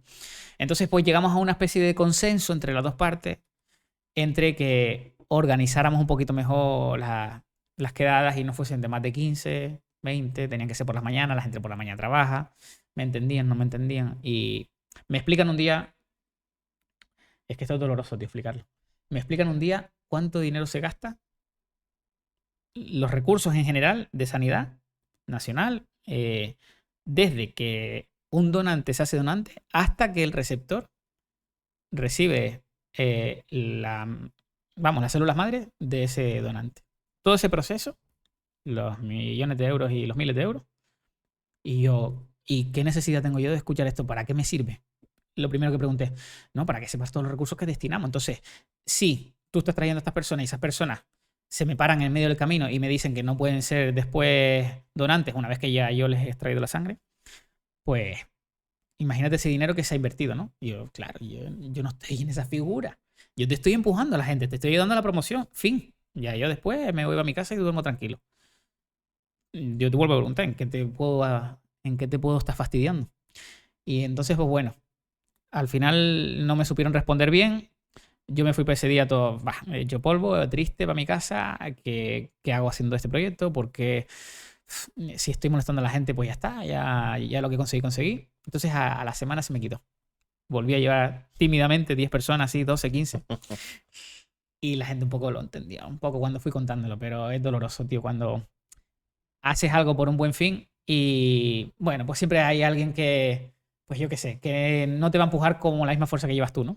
Ahí tienes uno de los motivos por el que no se da tanta publicidad a que donen. así a lo mejor los recursos son escasos y puede ser, porque lo hemos vivido en el COVID, ¿no? Que los recursos son los que son y los emplearon, pero bueno. Y la parte bonita, vamos a darle el otro color a las cosas. La parte bonita fue cuando traje a Cristi. Yo traje a Cristi un año después, hicimos la Transgran Canaria juntos, la maratón. Súper bonita esa experiencia. Y yo hice una quedada con ella. En el hospital, claro, cuando ve ella que yo aquí empleaba mis esfuerzos, mi tiempo para hacer quedadas, pero extraían sangre, no saliva, que es un poco más difícil de que la gente diga, miedo, ¿no? Lo que hablamos antes. Los dos nos quedamos ahí que no sabíamos ni qué expresar cuando vimos que cada vez más gente se animaba a esas quedadas, ¿no? Sacándose fotos ella y tal, y fue un recuerdo que para mí se me queda para toda la vida de cómo ella lo disfrutó. Esa gente movilizándose de sus casas para venir hasta un hospital en el que no te tenían que coger por la calle con un bastoncillo y quitarte saliva, sino tú cogías tu coche, dejabas tu trabajo a un lado o en tu tiempo libre y venías y hacías eso. Y ese es el momento así más bonito que recuerdo. Sí. ¿Sigues haciendo las quedadas? ¿O tienes parado también? No, después del COVID, claro, después del COVID yo empecé a trabajar a full y tenía que darle un poquito de orden también a esa estabilidad económica, ¿no? A las cosas de la vida de uno, la vida de empresario, autónomo y esas cosas en España, que sabemos cómo son, de dolorosas y te implica pues un poquito más de ti. Y entonces pues lo aparqué en Zona Azul. Y mi intención ahora es retomarlo, sí. Durante el verano seguramente volveré a esas cosas. Alguna quedada. Antes de pasar a las preguntas de lado oscuro y las de ocio, comentarles que Norberto y yo nos hemos comprometido a ser donantes. Aquí hemos dado un salto de valentía. Y bueno, lo cuento simplemente porque quería contar mi experiencia, ¿no? Que le estaba diciendo yo lo hicimos antes cuando en un parón de cámara. Le decía, bueno, si Norberto se compromete, yo también lo hago. Y Norberto dice que sí. Y le dije, bueno, o sea, lo que siento es miedo, o sea, acojonante, ¿sabes? Realmente, a pesar de saber ya que no conlleva nada negativo, sentía miedo. Y bueno, simplemente quería contar esas experiencias para que más gente se anime y eche una mano a personas que lo necesiten. Vamos con unas cuantas preguntas de ocio que me gusta saber por dónde se mueven los distintos personajes que vienen aquí. ¿Cuál es tu libro preferido, el libro que te ha marcado? Yo creo de qué hablo cuando hablo de correr. De Haruki Murakami. Me impresionó porque tenía una forma de ver las cosas corriendo que yo no tenía y me llevó a otro prisma que ojo, porque me ayudó un montón a crecer ese libro. Sí, tiene mucha filosofía. ¿Músico preferido? Pueden ser, tengo grupo y músico, ¿no? Soy más de música internacional, así a veces, ¿no? Bon Iver, y después de grupo te diría que Of Monster and Son, que son islandeses. No es muy común. Sí, sí. ¿Película preferida?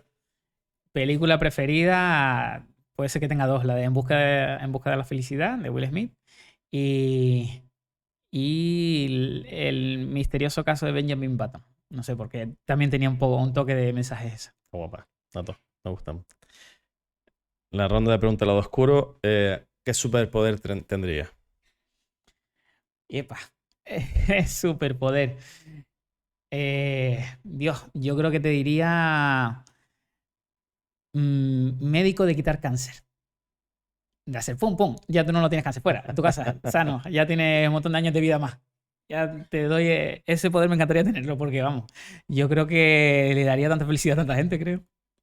Hay un superhéroe que curaba, ¿no? No me acuerdo tampoco, pero sí, juraría que lo vi. ¿Tu mayor logro? Yo creo que salvar una vida. Con esos 1800 donantes se pudo salvar a una persona o darle más esperanza de vida, y para mí eso fue ya el porqué lo de Run for Leucemia. Que tú sepas, ¿no? Me imagino que yo sepa, correcto, sí, sí. Que no te informan si uno de esos donantes que han no te manda la foto por Instagram o esas cosas. No te enterarás. ¿Viajarías al futuro o al pasado? Te diría que hay que elegir, ¿no? Tenemos que elegir. Venga, vamos a volar al pasado y para saborear un poquito más la infancia. Cositas que se me quedaron pendientes. Caer un par de veces más en la bici, ¿sabes? Esas cosas. ¿Y por qué querrías ir al futuro? ¿Por qué no querría ir al ¿Por qué futuro? querrías ir? Porque entiendo que querías decir las dos. Las dos te Tienen a lo parecen. mejor cosas, ¿no? Lo del futuro es para saber cómo es la felicidad dentro de 20 años, ¿no? ¿Qué cosas me voy a fijar? Ahora me fijo en cosas que me hacen feliz. A lo mejor dentro de 20 años son otras. Esas son cosas otras. Qué curioso, ¿no? Si pudieras cenar con un personaje histórico, vivo o muerto, ¿quién sería? Dios. Esta es buena. Un personaje histórico que haya sido de cualquier género, ¿no? Cine, lo que Sí. sea, ¿no? Venga, James Cameron. Ahora está otra vez. Sí, ahí. siempre lo tuve ahí como una persona fiel a sus principios de aventurero, cineasta, de guionista, de todo siempre. Es verdad que no tiene los recursos económicos que puede tener una persona mundana como yo, tan tranquilito, pero claro. Estoy leyendo un artículo ayer que había bajado. No te quiero engañar, pero no sé si eran 4.000 metros. Había bajado él solo. No, 11.000 fue hasta la Mariana. 11.000. Hasta la fosa de las Marianas fue, sí, sí. Sí. Y después alguien le superó. Alguien tuvo el récord después de él. Pero él fue el primero que bajó hasta las 11.000 metros de profundidad. Vamos, en un supositorio y boom, submarino. Ahora que haga esta pregunta, esta semana me sale el comandante Lara, un chiste, ¿no? Y decía esta pregunta, hablando de su primo Ramiro. Dice, mi primo Ramiro le pregunta si cenaría con una persona histórica viva o muerta. ¿Con quién se dice? ¿Con el vivo? Ahora que haga esta pregunta me voy a acordar de eso. ¿Tu profesión ideal cuál sería? Mi profesión ideal está claro que tendría que ver con no sentir que estoy trabajando. Eso es el básico. Pero yo creo que sería ayudar a otras personas a crecer. Esa es mi profesión. No sabría cómo definirte en una palabra, pero asesor de la felicidad o asesor de Lo tienes claro, ¿no? Y por eso también me imagino que tus charlas, te gusta dar charlas, Sí, sí, crees sí. que aportas bastante. Ujú. Y bueno, por ahí van los caminos un poquito, No, y ¿no? me ayuda a mí a vivir mejor, ¿eh? A mucho más. Dos últimas cositas. ¿A quién podrías recomendarnos que viniera a este podcast, que conocieras y crees que tenga una historia y la contaría? Yo hacía bote pronto. Si hacemos un barrido así, yo te diría que Cristina. Es una niña, ahora mismo tendría 13 años, 12, pero tú charlas con ella es como si estuvieras delante de una persona que naciera en tu edad, más o menos. Cristina, ¿Y cuál es su historia? a lo mejor la timidez, ¿no? Las cosas de los micros, a lo mejor. Su historia es que recibió médula ósea por su hermana. Entonces se fue, digamos, esperanzando, ella con 4 años, imagínate, esperanzando con esa unión tan fuerte que a su hermana le unió, finalmente, ¿no? Digamos que se curó totalmente y tiene una vitalidad y una fuerza y una energía esa niña que es escandaloso. Cosas así que te superan, ¿no? Que tú le escuchas hablar y no pierdes el tiempo ni un segundo aunque tú estés delante de un cuerpo de un niño. Te supera. Hay cosas que no te lo esperas, ¿no? Que te dice, Dios, pero ¿cómo me estás hablando de una persona que podría ser un hermano mayor, una hermana mayor, ¿no? Por último, mirando a tu cámara, un consejo, siempre digo, o siempre no, siempre. Estoy por último diciéndole un consejo que darías para alguien que quiera ejercer tu profesión, pero creo que tu profesión remunerada es una, pero tu profesión está haciendo abrir mentes, abrir ojos. Entonces, si pudiera dar un consejo a esa gente que ha pasado por tu situación, que me imagino que lo habrás hecho ya un montón de veces, pues aproveche, ¿qué consejo darías? Bueno, lo primero, antes que nada, yo creo que es mantener tus principios básicos que te educaron de pequeño o pequeña y ser buena gente. Eso lo primero, antes que nada, para ejercer tu profesión. No dejarte llevar muchas veces por esas malas personas y mala gente que intenta eclipsarte. Y otra cosa a lo mejor que te puedo rellenar un poco aquí en el programa, con tu permiso, yo creo que sería ser bondadoso. Eso es lo que te va a llevar a siempre a rodearte siempre de un poquito de felicidad.